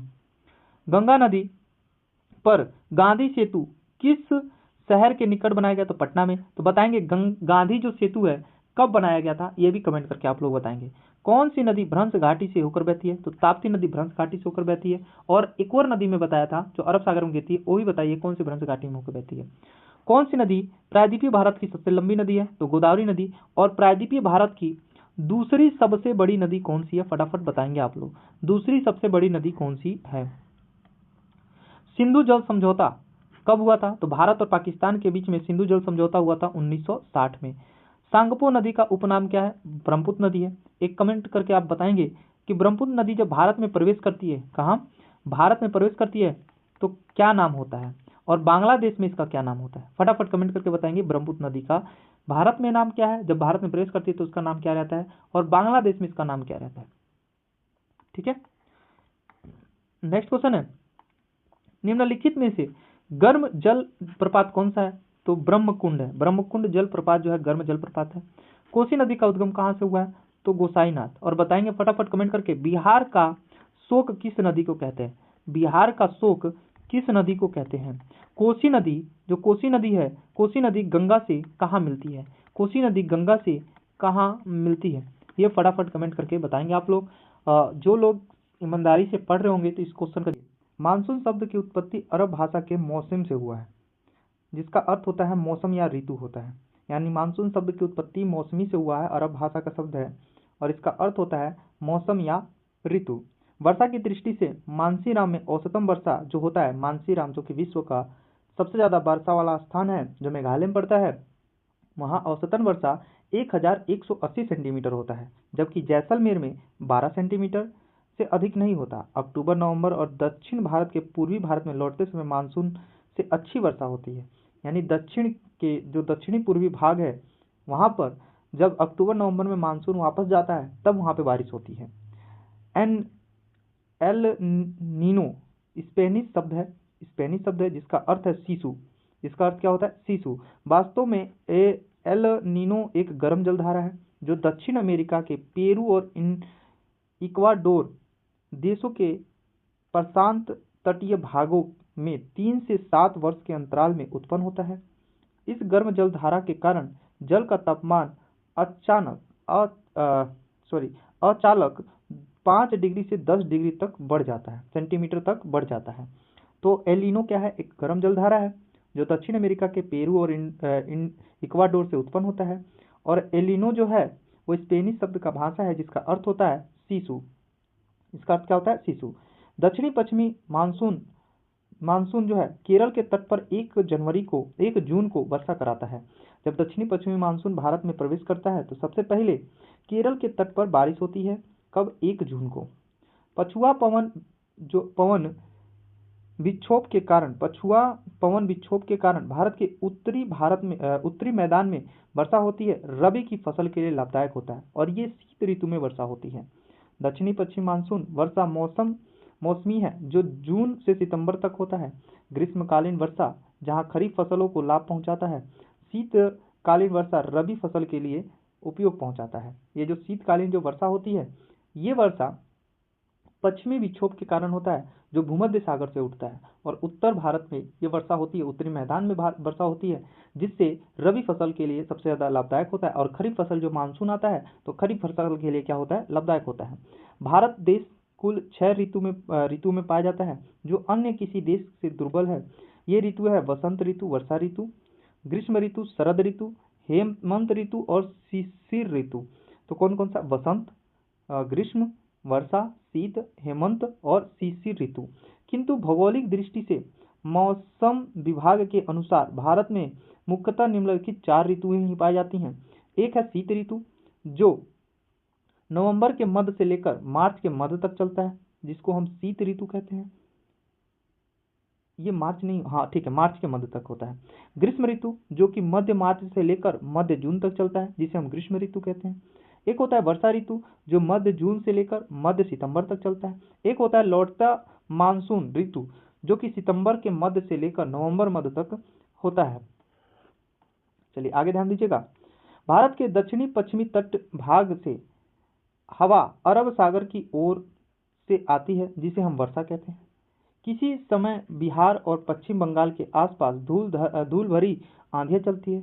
पश्चिम बंगाल में इसे नार्वेस्टर या काल बैसाखी कहते हैं। जो गर्मी के दिनों में पश्चिम बंगाल या असम के क्षेत्र में जो धूल भरी हवाएं चलती हैं उसे हम काल बैसाखी कहते हैं और उसी को बिहार, उत्तर प्रदेश और पंजाब और राजस्थान वाले क्षेत्र में लू कहते हैं। ठीक है, यह प्रातः शाम 3 बजे से आसपास आती है और थोड़ी वर्षा भी कराती है। इस वर्षा में असम की चाय की फसल को काफी लाभ होता है। इसे आम की फसल को काफी नुकसान पहुंचता है। अतः इस आंधी को कर्नाटका में आम बौछार भी कहते हैं। कर्नाटका और केरल में इस आंधी को काल बैसाखी को हम आम्र बौछार के नाम से भी जानते हैं, आम की बौछार के नाम से भी जानते हैं। उत्तर भारत की वर्षा बंगाल की खाड़ी शाखा से होती है और दक्षिण पश्चिम भारत भाग में अरब शाखा से। बंगाल की खाड़ी का मानसून उत्तर की ओर बढ़ते हैं। बंगाल की खाड़ी का जो मानसून है उत्तर की ओर बढ़ते हुए असम मेघालय में पहुंचता है और पूर्वांचल गारो खासी जयंतिया पहाड़ों से टकराकर मेघालय और असम की घाटी में भारी वर्षा कराते हैं। ठीक है, तो गारो खासी जयंतिया पहाड़ी कहाँ है? मेघालय में है। कहाँ है भैया? मेघालय में है। क्लियर है यहाँ तक? चलिए आगे ध्यान देंगे। सबसे ज्यादा वर्षा असम मेघालय की पहाड़ियों में होता है। यहाँ चेरापूंजी तथा मानिसराम है जहाँ जून से सितंबर तक 823 सेंटीमीटर तथा वार्षिक वर्षा 1187 सेंटीमीटर तक वर्षा होती है। 823 सेंटीमीटर और 1187 सेंटीमीटर वार्षिक वर्षा होती है। भारत में अधिकतम वर्षा 85% जो वर्षा होती है दक्षिणी पश्चिमी मानसून से होता है। भारत में अधिकतम वर्षा जो होती है दक्षिणी पश्चिमी मानसून के आने से होती है। अभी इसके क्वेश्चन है, अब क्वेश्चन फटाफट देखेंगे। जाड़े में तमिलनाडु के तट पर वर्षा होती है तो उत्तरी पूर्वी मानसून से, और यही उत्तरी पूर्वी मानसून जो दक्षिणी पश्चिमी मानसून जो भारत में प्रवेश करता है और जब लौटता है तो उसको उत्तरी पूर्वी मानसून के नाम से जानते हैं। तो तमिलनाडु के तट पर ठंडे के सीजन में ये वर्षा कराती है। दक्षिण भाग के संदर्भ में कौन सा कथन गलत है? तो विषम जलवायु पाई जाती है। यहाँ पे विषम जलवायु नहीं पाई जाती है दक्षिण भारत में। जब सूर्य कर्क रेखा पर सीधा चमकता है तो उसका क्या प्रभाव होता है? तो उत्तरी पश्चिमी गोलार्ध निम्न वायुदाब पर हो जाता है। उत्तरी पश्चिमी गोलार्ध होता है भारत में निम्न वायुदाब होता है। जहां तापमान अधिक होगा वहां निम्न वायुदाब पाया जाएगा। जहाँ तापमान कम होगा वहाँ उच्च वायुदाब पाया जाएगा। तो ये कह रहा है कर्क रेखा, कर्क रेखा आपके उत्तर भारत की तरफ ही है, तो वहाँ पे क्या होगा, तो उच्च वायुदाब होगा, सॉरी निम्न वायुदाब होगा। विश्व में सबसे अधिक वर्षा मानसीराम में, मेघालय में पड़ता है मानसीराम। क्लियर है। आगे है, कई महीनों से पश्चिम बंगाल में चलने वाली धूल भरी आंधियों को क्या कहते हैं, काल बैसाखी कहते हैं। भारत में दक्षिण पश्चिम मानसून का आगमन कब होता है, तो 1 जून को होता है। क्वेश्चन है, क्वेश्चन फटाफट बताएंगे आप लोग। 1 जून को भारत के किस राज्य में वर्षा होती है, भारत के किस राज्य में सबसे पहले वर्षा होती है, फटाफट बताएंगे। अब आगे क्वेश्चन है, जाड़े के समय सबसे अधिक ठंडा कहाँ पड़ता है, तो पश्चिमी विक्षोभ ठंडा कहाँ पड़ता है, तो पश्चिमी विक्षोभ से आने वाली जो हवाएं होती हैं वहां से ठंडा पड़ता है। ग्रीष्म ऋतु का कौन सा स्थानीय तूफान है जो कहवा खेती के लिए उपयोग होता है, तो काल बैसाखी, काल बैसाखी होता है। कर्नाटका में काल बैसाखी को किस नाम से जानते हैं, कर्नाटका में काल बैसाखी को हम किस नाम से जानते हैं, फटाफट कमेंट करके आप लोग बताएंगे। देखिए अगर आप चीज़ों को समझ रहे हैं तो कमेंट करेंगे तो चीज़ें अच्छे से और भी आपको याद हो जाएंगी। तो आप लोग बस वीडियो देखते जाते हो, कमेंट करते नहीं हो, जो क्वेश्चन पूछा जाए उसका जवाब भी दिया करो, उससे क्या होगा, चीज़ें आपके दिमाग में फिट होंगी। समझ आया। हमारे देश में लगभग, अब हमारी अगला चैप्टर है प्राकृतिक वनस्पति और वन्यजीव। हमारे देश में लगभग कितने 47,000 विभिन्न प्रजातियों के पौधे पाए जाते हैं। इस प्रकार भारत जैव विविधता के मामले में विश्व के 10वें स्थान और एशिया के चौथे स्थान पर है। जैव विविधता में विश्व के 10वें स्थान पर और एशिया में चौथे स्थान पे हमारा भारत है। भारत में लगभग 15,000 फूलों के पौधे तथा विश्व में फूलों के पौधे जो 6% है, यानी हमारे भारत में जो फूलों की प्रजातियां हैं 15,000 हैं और पूरे विश्व में इसका जो परसेंटेज है 6% हमारे भारत में है। इस देश में बहुत से बिना फूलों वाले देश हैं, जैसे फन और शैवाल आदि पौधे भी हैं। यानी कि हमारे देश में कई वो ऐसे पेड़ भी हैं, ऐसे पौधे भी हैं जो बिना फूल के हैं। ऐसे तो सारे पेड़ जो होते हैं उस पर फूल तो लगते ही हैं, पर कुछ पेड़ ऐसे हैं जिन पे फूल नहीं पाए जाते हैं, जैसे फर्न हो गया, शैवाल हो गया आदि बहुत से हैं। भारत में लगभग 89,000 प्रजातियों के जानवर तथा विभिन्न प्रकार के ताजे पानी तथा समुद्री मछली पाई जाती हैं। पूर्वोत्तर भारत में जहाँ बहुत अधिक वर्षा होती है वहाँ अत्यंत संघनीय जो है वनस्पति सदाबहार वृक्ष पाए जाते हैं। पृथ्वी का एक खास किस्म वाले वनस्पति जगत और प्राणी जगत वाले विशाल पारिस्थितिकीय तंत्र को जियोम कहते हैं, जैसे मौसमीय जियोम, मरुस्थलीय जियोम, विश्वरेखीय जियोम, जियोम। अब हम जानेंगे उष्णकटिबंधीय सदाबहार वन के बारे में। ये सदाबहार वन है, ठीक है। ऐसे ये वन पश्चिमी घाट के अधिक वर्षा वाले क्षेत्र पे, जहाँ सबसे अधिक वर्षा होगा, जहाँ तापमान अधिक होगा, वहाँ पे सदाबहार वन पाए जाएंगे। यानी विषुवतीय रेखा क्षेत्र में सबसे ज़्यादा जो है सदाबहार वन पाए जाते हैं। तो सबसे पहले जानेंगे तो पश्चिमी घाट में अधिकतम वर्षा का क्षेत्र है जो अंडमान निकोबार द्वीप समूह है। असम के ऊपरी भाग में पाए जाने वाला ये मोटे तौर पे जहाँ 200 सेंटीमीटर से अधिक वर्षा होती है वहाँ पे सदाबहार वन पाए जाते हैं। इन वनों में अनेक बहुमूल्य लकड़ियों के वृक्ष पाए जाते हैं, जैसे रोजबूट हो गया, सिनकोना हो गया, आबनूस हो गया, ठीक है, आबनूस हो गया, आबनूस को हम एबनूस भी बोलते हैं, बांस हो गया, और एक और लिख लीजिएगा आप लोग, एक हमारा हो जाएगा सिनकोना हो ही गया आपका, आबनूस बांस हो गया आपका, एक आप चंदन का लकड़ी भी डाल सकते हैं, इसमें चंदन की लकड़ी भी होती है। हाथी तथा असम के दलदलीय भागों में पाई जाती है। हाथी जो है असम के दलदलीय क्षेत्रों में पाया जाता है, पाए जाने वाला, तथा एक सिंगे गेंडा जो है इन्हीं वन में पाया जाता है। एक सिंगे गेंडा भी असम में पाया जाता है। असम में काजीरंगा मानस इंटरनेशनल पार्क है जहाँ पे हाथी और एक सिंगे जो कि गेंडा पाया जाता है। अब हम बात करेंगे उष्णकटिबंधीय पर्णपाती वन, ऐसे वन जिसके पत्ते गिर जाते हैं उसमें पर्णपाती वन कहते हैं, ठीक है। देखिए ये वन जो है भारत के अधिकतम जहाँ 50 से लेकर 200 सेंटीमीटर वर्षा होती है, यहाँ पे 200 सेंटीमीटर, अगर 200 सेंटीमीटर से अधिक होगा तो उसे सदाबहार वन बोलेंगे, और जब 50 से 200 सेंटीमीटर तक वर्षा होगी तो उसे हम उष्णकटिबंधीय पर्णपाती वन बोलेंगे। क्लियर है। तो इन वृक्षों की अपनी पत्तियां एक साथ 1.5 महीने से 2 महीने तक के लिए गिरा देती हैं। यह वृक्ष काफी समय तक पत्ता रहित रहते हैं, इसलिए इन्हें पतझड़ वन भी कहते हैं। इन वनों की प्रमुख विशेषता चंदन और सागवन है। सॉरी मैंने चंदन उसमें बता दिया, सदाबहार वन में चंदन नहीं आता है। चंदन जो है पर्णपाती वन में आता है, उष्णकटिबंधीय पर्णपाती में आता है चंदन, और कौन सा, सागवन। चंदन और सागवन क्या है, उष्णकटिबंधीय पर्णपाती वन है जो कर्नाटका में और केरल वाले क्षेत्र में सबसे ज्यादा पाया जाता है। क्लियर है।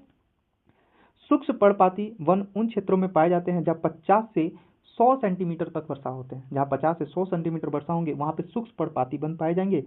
पर्णपाती जंगलों में खास पशु पक्षी पाए जाते हैं, जैसे सिंह हो गया, शेर हो गया। शेर, जंगली सुअर, हिरण, हाथी की प्रधानता होती है। इन पौधों में मोर बहुलता में पाए जाते हैं। किस क्षेत्र में? जहाँ पर्णपाती वन पाए जाते हैं। जहाँ वर्षा 50 सेंटीमीटर से कम होती है वहाँ अनेकों प्रकार के कटीले वन, झाड़ियाँ पाई जाती हैं। इस प्रकार की वनस्पति उत्तर पश्चिम क्षेत्रों में पाई जाती है। इसके अंतर्गत गुजरात, राजस्थान, हरियाणा में शुष्क आर्द्र शुष्क क्षेत्र हैं, जो उत्तर प्रदेश का दक्षिणी पश्चिमी क्षेत्र भी आता है, और मध्य प्रदेश का उत्तरी पश्चिमी क्षेत्र भी आता सम्मिलित होता है। इसके अंतर्गत खजूर हो गया, यूफोविया हो गया, एरेक्टिया बबूल हो गया, का नागफनी हो गया, कैक्टस हो गया। ये सारे पौधे किस में पाए जाएंगे? तो आपको कटीले वन में पाए जाएंगे। ठीक है। इसके तने मोटे होते हैं, या पत्तियां मोटी, रवेदार और गुड्डेदार होते हैं। ठीक है। अब हम बात करेंगे पर्वतीय वन के बारे में। ऐसे वन हिमालय के निचले भाग में उष्णकटिबंधीय सदाबहार वन और उष्णकटिबंधीय पर्णपाती वन पाए जाते हैं, जो 1000 मीटर से लेकर 2000 मीटर तक ऊंचाई तक पाए जाते हैं। देखिए, उष्णकटिबंधीय सदाबहार वन और उष्णकटिबंधीय पर्णपाती वन हिमालय के जो नीचे वाला भाग है वहां पाया जाता है। कहाँ तक? 1000 से लेकर 2000 मीटर तक पाया जाता है। की ऊंचाई पर क्षेत्रों में आर्द्र शीतोष्ण पाए जाते हैं। यानी कि जो निचला भाग है वहां पे आपका सदाबहार वन और पर्णपाती वन पाया गया, और 1000 से लेकर 2000 मीटर तक की ऊंचाई पर अगर हम पहाड़ों पे चढ़ेंगे तो वहां पे आपको आर्द्र शीतोष्ण वन पाए जाएंगे। ठीक है। इनमें पत्ते चौड़ी पत्तियों वाले ओक हो गया, लारेस हो गया, चेस्टवर्ट वृक्ष की प्रधानता हो गई, और 150 से लेकर 1500 से लेकर 3000 मीटर की ऊंचाई पर के बीच में शंकुधारी वृक्ष पाए जाते हैं, जैसे चीड़, देवदार, सिल्वर फर और स्पूस आदि वृक्ष पाए जाते हैं।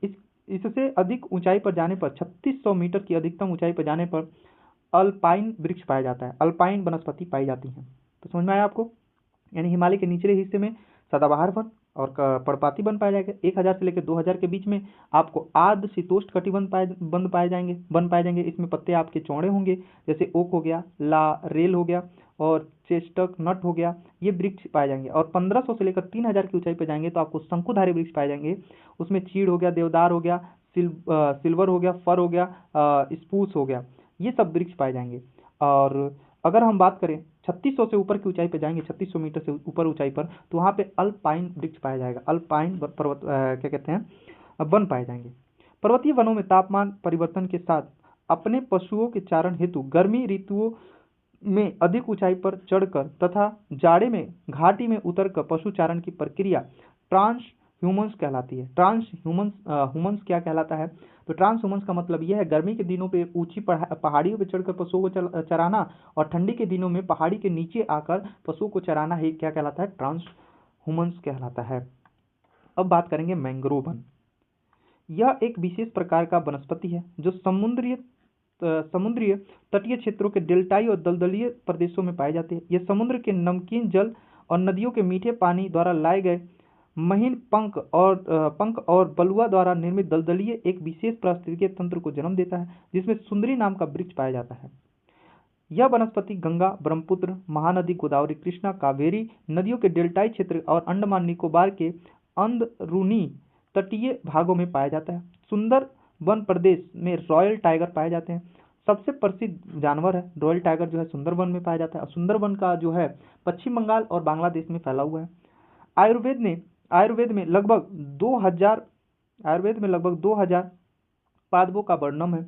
आयुर्वेद, जब आप वेदों के बारे में पढ़ेंगे तो एक होता है ऋग्वेद, यजुर्वेद, अथर्ववेद। ये आयुर्वेद जो है, आयुर्वेद में लगभग 2000 पादपों का वर्णन है, और कम से कम 500 तो निरंतर प्रयोग में आते हैं। विश्व संरक्षण संघ में लाल सूची के अंतर्गत 352 पादपों को शामिल किया गया है, और 52 पादप अति संकट में है, और 49 किस्म के नष्ट हो चुके हैं। 49 किस्में क्या हैं? नष्ट हो चुकी हैं। अब है वन्य प्राणी। वनस्पति की भांति भारत वन्य प्राणियों में भी घनी है। यह जीवों के 89,000 प्रजातियां मिलती हैं। देश के 1200 से अधिक पक्षियों की प्रजाति पाई जाती है हमारे देश में। यह विश्व की कुल वन प्रणाली प्रजाति 13% है। मछलियों की भी यहाँ 2500 प्रजातियां पाई जाती हैं, जो विश्व के लगभग 12% है। भारत में विश्व के 5 से 8% तक स्तनधारी जानवर, उभयचरीय और रेंगने वाले जीव पाए जाते हैं। स्तनधारी जीवों में हाथी सर्वाधिक महत्वपूर्ण है। स्तनधारी जीवों में हाथी सबसे महत्वपूर्ण है। यह भारत के उष्ण आर्द्र वनों में पाए जाते हैं। एक सींग वाला गेंडा अन्य महत्वपूर्ण जानवर और असम में दलदलीय क्षेत्रों में रहता है। कच्छ के रण में मरुस्थल में क्रमशः जंगली गधे और ऊंट पाए जाते हैं। भारत के वन्य जीव संरक्षण अधिनियम 1972 में आया था, याद रखेंगे, भारत में वन्य जीव संरक्षण अधिनियम 1972 में आया था। भारत विश्व का अकेला देश है जहाँ शेर बाघ दोनों ही पाए जाते हैं। पूरे विश्व में कहीं भी शेर और बाघ एक साथ नहीं पाए जाते, हमारे भारत में ही शेर और बाघ दोनों पाए जाते हैं। गुजरात के गिर जंगल में भारतीय सिंगों का प्राकृतिक निवास स्थल है। भारत बाघ का निवास स्थल पश्चिम बंगाल का सुंदरवन और मध्य प्रदेश, झारखंड और हिमालय क्षेत्रों के वन प्रदेश में है। लद्दाख के ठंडे प्रदेशों में याक पाया जाता है। लद्दाख के ठंडे प्रदेशों में क्या पाया जाता है? याक पाया जाता है। विश्व में भारत ही ऐसा है जहां घड़ियाल पाए जाते हैं। विश्व में भारत एक ऐसा देश है जहां घड़ियाल पाए जाते हैं। पश्चिम बंगाल के खड़गपुर में दीघा समुद्र तट पर विश्व प्रसिद्ध कछुआ पाया जाता है। विश्व प्रसिद्ध बड़े बड़े कछुए कहाँ पाए जाते हैं? पश्चिम बंगाल के खड़गपुर में दीघा समुद्री तट पर विश्व प्रसिद्ध बड़े बड़े कछुए पाए जाते हैं। भारत के कुल दलदलीय भाग जो है प्रवासी पक्षियों के लिए प्रसिद्ध है। शीत ऋतु में साइबेरियन सारस बहुत बड़ी संख्या में भारत आते हैं। इनके कुछ मनपसंद स्थान गुजरात के कच्छ का वन, राजस्थान में स्थित भरतपुर पक्षी विहार और बेगूसराय में कांवर झील के पास गंगा नदी के निकट के किनारे का क्षेत्र है। देश के 18 जीवमंडल निषेध जो कि आरक्षित क्षेत्र किए गए हैं। इसमें 4 की गणना विश्व के जीवमंडल निषेधों में की गई है। इसके नाम अलग अलग हैं। 18 जीवमंडल हैं जिसको आरक्षित क्षेत्र कहा जाता है। सबसे पहले आरक्षित क्षेत्र सुंदरवन है जो कि पश्चिम बंगाल में, मन्नार की खाड़ी तमिलनाडु में, सिमलीपाल उड़ीसा में, पंचमढ़ी मध्य प्रदेश में, नोकरेक जो कि मेघालय में है, नीलगिरी तमिलनाडु, केरल, कर्नाटका में है, नंदा देवी उत्तराखंड में है, ग्रेट निकोबार अंडमान निकोबार, मानस में असम में है, कोल्ड डेसेट जो कि हिमाचल प्रदेश में, है, दिहांग या दिबांग आपका अरुणाचल प्रदेश में है, डिब्रू सोखवा असम में है, सेसम हिल्स जो कि आपका आंध्र प्रदेश में, कच्छ जो कि गुजरात में है, अचान कामा अमरकंटक जो कि मध्य प्रदेश और छत्तीसगढ़ में है, अगस्त माला जो कि केरल और तमिलनाडु में है, कंचनजंगा सिक्किम में है, पन्ना बायोस्फीयर जो कि मध्य प्रदेश में है। भारत में वर्तमान कुल 106 राष्ट्रीय उद्यान और 566 वन्य जीव अभ्यारण्य है। बहुत इंपॉर्टेंट है, 566 वन्य जीव अभ्यारण्य और 106 राष्ट्रीय उद्यान है। नेक्स्ट क्वेश्चन है, यहाँ पर ध्यान दीजिएगा। भारत में जीव संरक्षण अधिनियम 1972 में आया था। भरतपुर पक्षी विहार कहाँ है? राजस्थान में है। भारत में कितनी प्रजातियां वनस्पति प्रजातियां हैं? तो 89 हजार प्रजातियां पाई जाती हैं। ठीक है, सबसे पहले आपसे कुछ क्वेश्चन पूछा जाएगा। बताइए जंगली गधे कहाँ पाए जाएंगे? जंगली गधे कहाँ पाए जाते हैं? जंगली गधे कहाँ पाए जाते हैं? फटाफट बताइए, जंगली गधे कहाँ पाए जाते हैं? ठीक है, जैव विविधता कितने हैं? कितने जैव विविधता हॉटस्पॉट हैं? कितने हैं बताइए फटाफट। और एक और क्वेश्चन है, आपसे एक और क्वेश्चन है, आप बताएंगे कि सदाबहार वन में कितना सेंटीमीटर वर्षा होती है? सदाबहार वन में कितना सेंटीमीटर वर्षा होती है? ठीक है, एक और क्वेश्चन है आपको, पर्णपाती वन में सदाबहार पर्णपाती वन में कितना सेंटीमीटर वर्षा होती है? चलिए एक और क्वेश्चन है, टैगा जो पौधा है किस वनस्पति का भाग है? किस वन का भाग है? टैगा हो गया। एक और क्वेश्चन है, बताइए चंदन जो है, चंदन का पेड़ किस क्या कहते हैं वनस्पति का, किस क्या कहते हैं वन का भाग है? आपको बताना है। अब हमें पढ़ना है जनसंख्या और 2011 की जनसंख्या ही पढ़ेंगे। भारत में पहले 1972 में जनगणना की गई, 1872 में पहली बार जनगणना हुई, और जबकि नियमित जनगणना जो है 1881 में हुई थी, और संपूर्ण जनगणना 10 वर्ष पे होता है। प्रत्येक 10 वर्ष पे जनगणना की जाती है। ठीक है, ये याद रखेंगे आप लोग, यहाँ पे 10 रहेगा। ठीक है, प्रत्येक इस वर्ष 10 वर्ष में क्या हो जाती है? जनगणना होती है। अभी 2011 में जनगणना हुई, उसके बाद कोई जनगणना नहीं हुई है, इसीलिए हम 2011 के जनगणना को रिपोर्ट को पढ़ते हैं। सबसे पहले जनगणना 1872 में हुआ था, जबकि नियमित हिसाब से जनगणना 1881 में हुआ था। ठीक है, भारत में लगभग आधी आबादी केवल 5 राज्यों में निवास करता है। भारत की जितनी आबादी है 121 करोड़ 2011 की जनगणना के अनुसार, वो पूरी आबादी में 5 राज्यों में ही सबसे ज़्यादा है। जैसे उत्तर प्रदेश सबसे ज़्यादा लोग रहते हैं, मध्य प्रदेश, बिहार, पश्चिम बंगाल और आंध्र प्रदेश। क्षेत्रफल की दृष्टि से राजस्थान सबसे बड़ा राज्य है। ये 5 राज्य हो गए, उत्तर प्रदेश, महाराष्ट्र, बिहार, पश्चिम बंगाल और आंध्र प्रदेश में। इन 5 राज्यों में पूरे भारत की जितनी जनसंख्या है, उन सारी जनसंख्या का आधी जनसंख्या इन्हीं 5 राज्यों में। और राजस्थान क्षेत्रफल की दृष्टि से सबसे बड़ा राज्य है। 2045 तक भारत और चीन के बीच छूटे हुए विश्व की सबसे अधिक आबादी वाला देश हो जाएगा। यानी कि जो है भारत चीन को पीछे छोड़ते हुए विश्व में सबसे ज्यादा आबादी वाला देश हमारा हो जाएगा भारत 2045 तक। एक वर्ष में प्रति हजार व्यक्ति में कितने जीवित बच्चों का जन्म हुआ, उसे हम जन्म दर कहते हैं। जन्म दर किसे कहेंगे? तो प्रति हजार व्यक्ति पर कितने बच्चे एक वर्ष में जन्म लिए, उसी को जन्म दर कहते हैं। एक वर्ष के प्रति हजार व्यक्ति पर कितने बच्चे मर गए, कितने लोग मर गए, उसे हम मृत्यु दर कहेंगे। 1976 में राष्ट्रीय स्तर पर जनसंख्या नीति की घोषणा की गई, जिसमें लड़के और लड़कियों के ब्याह की आयु जो है 21 वर्ष से 18 वर्ष कर दी गई। यानी लड़कों की आयु 21 वर्ष, लड़कियों की आयु 18 वर्ष कर दी गई। 1976 में राष्ट्रीय स्तर पर क्या हुआ? जनसंख्या नीति की घोषणा हुई, जिसमें लड़कियों की उम्र जो है 18 वर्ष और लड़कों की उम्र जो है 21 वर्ष कर दी गई। अब हम चैप्टर पढ़ेंगे भारत के पड़ोसी देशों के बारे में। सबसे पहले नेपाल के पूरब में सिक्किम, पश्चिम बंगाल, ठीक है, और पश्चिम में उत्तराखंड है। जो हमारा नेपाल जो देश है, नेपाल देश के जो है पूरब में है सिक्किम और पश्चिम में है उत्तराखंड, ठीक है। पूरब में है सिक्किम और कौन सा राज्य? तो पश्चिम बंगाल। और पश्चिम में है उत्तराखंड और दक्षिण में है बिहार और उत्तर प्रदेश। दक्षिण में कौन है? बिहार और उत्तर प्रदेश स्थित है। मौर्य शासन काल में बौद्ध संस्कृति का मुख्य केंद्र लुम्बिनी नेपाल में स्थित है। यहाँ गौतम बुद्ध का जन्म स्थल है। नेपाल की राजधानी काठमांडू में भगवान पशुपति का मंदिर भी हिंदू धर्म का महान तीर्थ स्थल है। तो पशुपति मंदिर जो है नेपाल के काठमांडू राज्य में स्थित है, ठीक है। विश्व की सर्वोच्च शिखर माउंट एवरेस्ट, जिसकी ऊंचाई 8,848 मीटर है, जो नेपाल तिब्बत की सीमा पर स्थित है। जो कि अभी टीआरई का एग्जाम हुआ था, क्वेश्चन पूछा था माउंट एवरेस्ट कहाँ स्थित है, तो ऑप्शन दिया था नेपाल और तिब्बत में, नेपाल और चीन की सीमा पर ऑप्शन दिया था। तो ये चीज आप देखेंगे और कंफ्यूज नहीं होंगे। आगे ध्यान दीजिएगा, जो माउंट एवरेस्ट है, माउंट एवरेस्ट को स्थानीय लोग वहां के सागर माता कहते हैं। और गौरी शंकर संसार की ऊंची पर्वतों में अपना स्थान रखता है। और गौरी शंकर संसार के ऊंचे पर्वतों में अपना स्थान रखता है। सागर माता का मतलब होता है पर्वतों की रानी। नेपाल के अन्य शिखर जो है अन्नपूर्णा, धौलागिरी और नेप्यू जो है कि नेपाल की अन्य शिखरें हैं। यहाँ की सबसे लंबी नदी करनाली है। करनाली को भारत में घाघरा नदी के नाम से जानते हैं। करनाली जो घाघरा की सहायक नदी है और पश्चिमी नेपाल में बहती हुई भारत में प्रवेश करती है। और मध्य नेपाल में गंडक, जिसे हम नारायणी नदी भी कहते हैं। और पूर्वी नेपाल में कौन सी नदी? कोसी नदी को सप्तकोशी कहते हैं। और सभी नदियां उत्तर से दक्षिण प्रभावित होते भारत में प्रवेश कर जाती हैं। नेपाल में 25.4% भूमि पर वन है और 13% पर चारागाह फैला हुआ है। यहाँ 18% भूभाग पर खेती होती है और मुख्य खाद्य फसल चावल, मक्का, गेहूं, ज्वार और बाजरा आदि है। भारत के सहयोग से देवी घाट जल विद्युत परियोजना चालू किया गया है।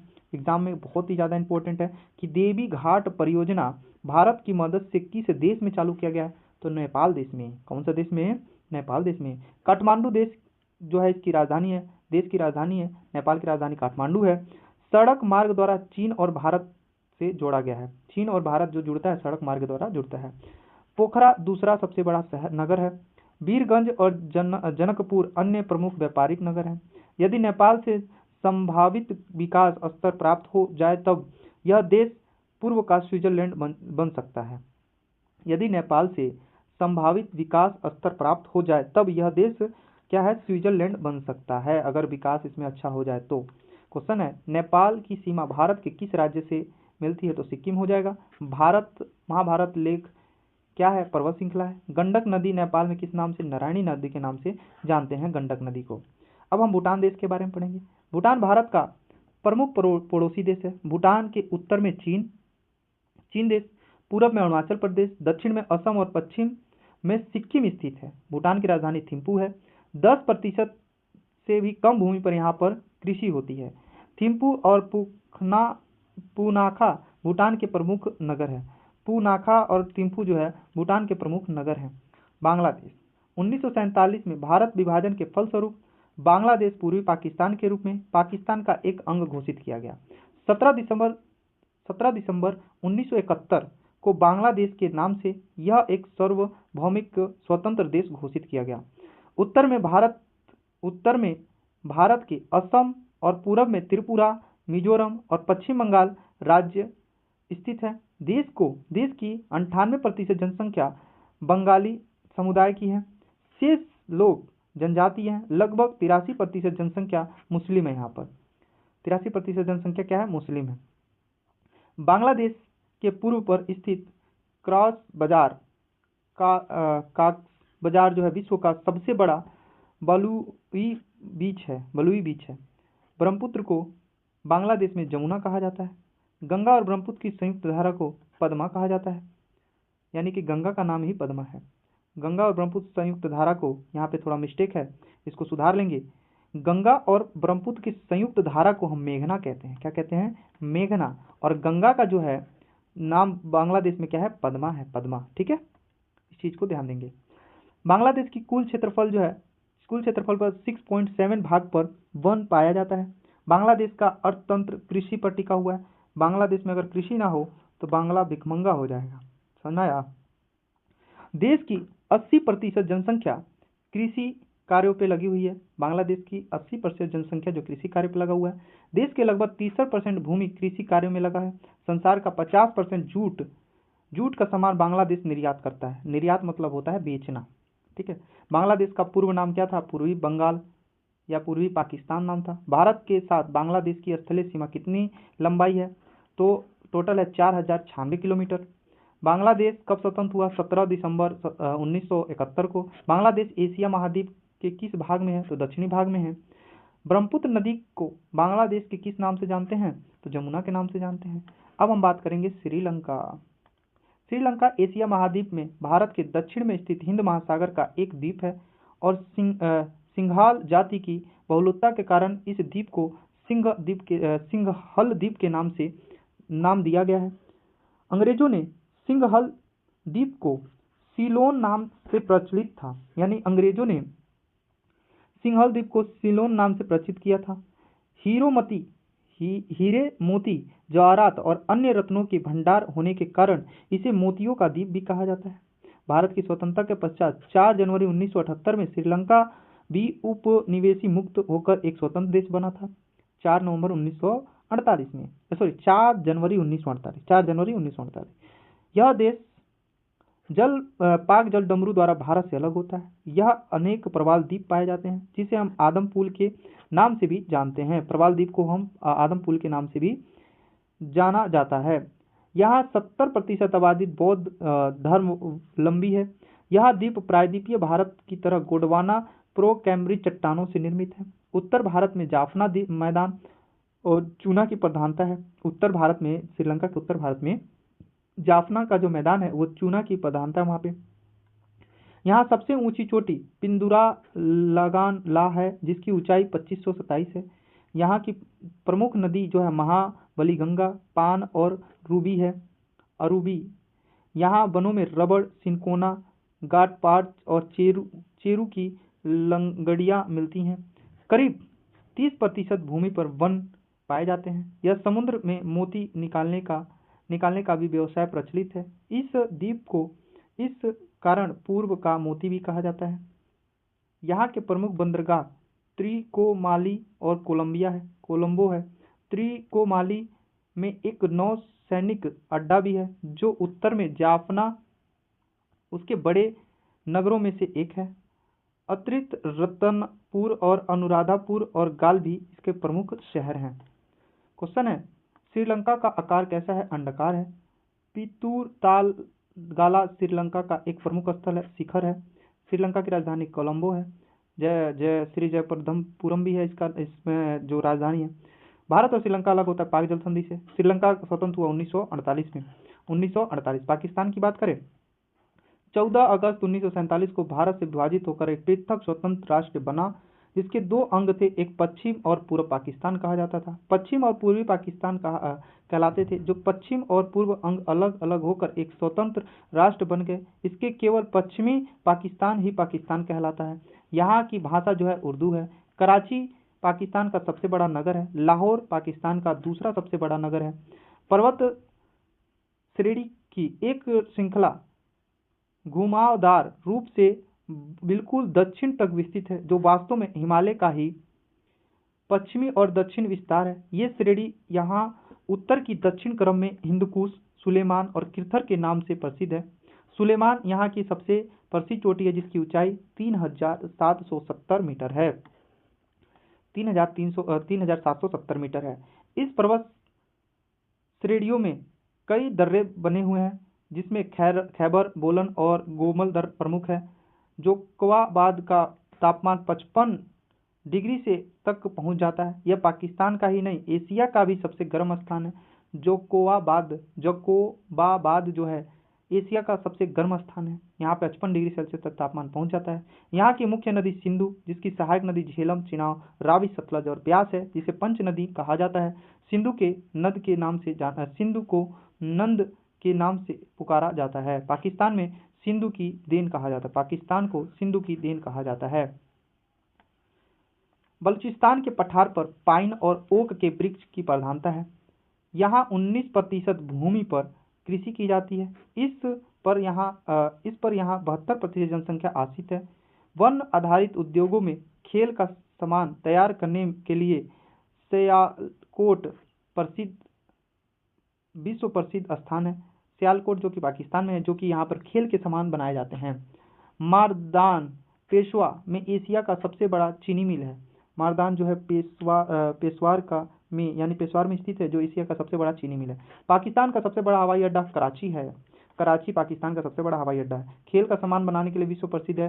सियालकोट पाकिस्तान की सबसे प्रसिद्ध चोटी सुलेमान की ऊंचाई 3770 मीटर है। सिंधु नदी बहती है उत्तर से दक्षिण की तरफ। सिंधु नदी पाकिस्तान में बहती है उत्तर से दक्षिण की तरफ। 8वां चैप्टर है, जिसमें आपको किन्हीं दो बिंदुओं को लेकर ये मानचित्र का है। ये मानचित्र का पूरा चैप्टर है। किसी दिन मानचित्र आपको बताएंगे हम बढ़िया से। फिलहाल तो अभी आपको नौकरी लेना है। मानचित्र उसको बताया जाएगा जो छोटे बच्चे हैं, ठीक है। और चैप्टर नंबर 11 मानवीय गलतियों के कारण घटित आपदाएं और नाभिकीय, जैविक और रासायनिक। इसके अंतर्गत यूरेनियम और प्लेटोनियम जैसे खनिज पदार्थों की प्रकृति से रिएक्टर के माध्यम से नाभिकीय विखंडन कराया जाता है। परमाणु बम का सर्वप्रथम विस्फोट 1945 में संयुक्त राज्य अमेरिका द्वारा द्वितीय विश्व युद्ध के चरण में जापान के दो परमाणु बम गिराए गए थे। यानी कि परमाणु बम 1945 में गिराया गया था अमेरिका द्वारा जापान पर। सर्वप्रथम 6 अगस्त 1945 को हवाई द्वीप के द्वारा हिरोशिमा पर तथा 9 अगस्त 1945 को नागासाकी पर बम गिराया गया था। एक 3 अगस्त को, एक 9 अगस्त को। एक तो पहले गिराया गया था हिरोशिमा पर, दूसरा गिराया गया था नागासाकी पर अमेरिका द्वारा बम द्वितीय विश्व युद्ध के दौरान। 1986 में के तत्कालीन सोवियत संघ ने चेर्नोबिल नगर में मानवीय भूल के कारण रिएक्टर रेडियोधात्मिक के कारण सैकड़ों लोगों की जान गई थी। 1953 में भारत के नरोरा केंद्र पर भी भयानक दुर्घटना होती बची। 1946 के कैलिफोर्निया विश्वविद्यालय द्वारा रेडियोधात्मिक आपदा से बचने के लिए एक अंतर्राष्ट्रीय प्रतीक विकसित किया गया। निम्न में से कौन सा परमाणु ऊर्जा केंद्र है? कैगा। कैगा कहाँ है बताइए फटाफट। कैगा कहाँ है? मैं पीछे पढ़ा चुका हूँ। कैगा परमाणु संयंत्र कहाँ है? क्वेश्चन यहाँ पे पूछ ही लेता हूँ आपसे। नरोरा परमाणु संयंत्र कहाँ है? फटाफट बताइए। कलपक्कम जो परमाणु संयंत्र कहाँ है? फटाफट बताइए। कलपक्कम कहाँ है? तारापुर कहाँ है? तारापुर परमाणु संयंत्र कहाँ है? फटाफट इन सब का आप कमेंट बॉक्स में जवाब देंगे, ठीक है। हिरोशिमा, यहाँ पे भी क्वेश्चन पूछने लायक है। हिरोशिमा किस देश में है? तो जापान में है। हिरोशिमा पे बम कब गिराया गया था? ये बताएंगे बम कब गिराया गया था हिरोशिमा पे, ठीक है। 9 अगस्त 1945 को 1945 को जापान के किस शहर पर बम गिराया गया था और किसने गिराया था? फटाफट कमेंट करके बताइए, फटाफट कमेंट करके बताएंगे। परमाणु विस्फोट से बचने के लिए सर्वप्रथम प्रतीक चिन्ह का विकास किसने किया? कैलिफोर्निया विश्वविद्यालय ने किया था। भोपाल गैस त्रासदी जो आपदा है 3 दिसंबर को 1984 में घटा था। 3 दिसंबर को जो है 1984 में घटा था भोपाल गैस त्रासदी। बहुत ही बड़ा ये घटना घटी थी और ये पॉइंट आप याद रखेंगे हमेशा के लिए। भोपाल गैस त्रासदी कब हुआ था? 1984 में, दिसंबर 1984 में। देखिए, हाइड्रोजन साइनाइड और अन्य अभिक्रिया उत्पादक 45 टन मिथाइल साइसोसाइनेट नामक अत्यंत जहरीले गैस यूनियन कार्बाइड कारखाने में लगभग मध्य रात्रि में रिसकर हवा के साथ आसपास के क्षेत्र में बह गया, जिसकी वजह से यहाँ के लोग, बहुत लोग मारे गए। आज भी भोपाल के उस क्षेत्र में आज भी लोग क्या कहते हैं उसका शिकार हुए हैं और आज भी उसका क्या कहते हैं असर देखने को मिलता है बच्चों पे। तो आप अगर इसको जानना चाहते हैं तो एक मूवी है भोपाल त्रस्ती पे, एक मूवी बनाई गई है भोपाल गैस कांड के नाम पर, तो वो मूवी देखिएगा। राजपाल की मूवी है, राजपाल उसमें जो कि मेन रोल पे है और ये मूवी जो है आपको यहाँ की सारी घटना के बारे में बहुत अच्छे से समझाएगा। ठीक है। तमिलनाडु के तूतीकोरिन में 5 जून 1997 को तांबा गलाने के कारखाने में गैस रिसाव के कार्य करने वाले 90 लड़कियों को प्रभावित हुई थी। 90 लड़कियां प्रभावित हुई थी 5 जून 1997 को, जो तमिलनाडु में तांबा गलाने वाला एक फैक्ट्री था जहां पे गैस रिसाव हुआ और 90 लड़कियां वहां की क्या हुई? प्रभावित हुई थी। नेक्स्ट क्वेश्चन है, रासायनिक आयुधों को रासायनिक अस्त्र के विशेषज्ञ जी हैरी जेल ने आतंक और भारी विनाशक शस्त्र कहा है। रासायनिक को भारी विनाशक शस्त्र बताया है किसने? जी हैरी जेल ने। भोपाल रासायनिक गैस रिसाव कब हुआ था? 1984 में। तूतीकोरिन 1997 में गैस रिसाव में कौन सी बीमारी उत्पन्न हुई? तो उल्टी होना और छाती में जलन होना। अम्लीय वर्षा सर्वाधिक प्रभाव पड़ता है तो दामोदर घाटी में। दामोदर घाटी अम्लीय वर्षा का सर्वाधिक प्रभाव कहाँ पड़ा है? तो अम्लीय घाटी क्षेत्रों में। यहाँ एड्स से उत्पन्न HIV होता है, जो भारत में इसका पता 1986 में लगा था। 1986 में लगा था। डेंगू बीमारी का क्या कारण है? तो एक बर्तन में अधिक समय तक पानी रखने से डेंगू नाम की बीमारी होती है। एंथ्रोकॉस क्या है? तो अति सूक्ष्म जीव है। भारत में एड्स से लगभग कितने लोग प्रभावित है? तो 25 लाख लोग प्रभावित हैं एड्स से। ठीक है। और ये आपका क्लास 9th का जो पूरा जियोग्राफी था कंप्लीट हुआ। नेक्स्ट वीडियो में हम क्लास 10th का जो चैप्टर है पूरा कवर कराने की कोशिश करेंगे, क्योंकि चैप्टर ये क्या है, बहुत बड़े बड़े लेंदी चैप्टर होते हैं 9th और 10th के। और आपका जो बिहार जो BPSC TRE 4 और 5 का जो एग्ज़ाम होने वाला है, उस एग्ज़ाम में 9th और 10th से ही सबसे ज़्यादा क्वेश्चन आपके एग्ज़ाम में पूछे जा रहे हैं। ठीक है। तो NCERT भी हम लोग पढ़ेंगे बहुत अच्छे से, और NCERT का तो चैप्टर बहुत बड़ा बड़ा होता है। 6 चैप्टर ही आपका 1-1 घंटा 1.5 घंटा का होगा, तो एक एक चैप्टर को हम घंटे वाइज में कवर कर लेंगे और पूरा चैप्टर खत्म कर लेंगे। तो हम इसको अगली वीडियो में कवर कराएंगे क्लास 10th का। तो आज के लिए बस इतना ही। जय हिंद। वीडियो कैसा लगा अपने दोस्तों को शेयर कीजिए। अपने जितने भी आपके यार दोस्त तैयारी करने वाले हैं TRE 4 और 5 की एग्ज़ाम की, उन सभी के पास शेयर कीजिए और कहिए कि यहाँ से आप SCERT पढ़ सकते हैं। यूट्यूब पे अभी SCERT किसी ने अच्छे से माने कि ऐसे PDF द्वारा प्रोवाइड करा के किसी ने नहीं पढ़ा है, मैं पढ़ा रहा हूँ, तो इसको शेयर कीजिए। जय हिंद।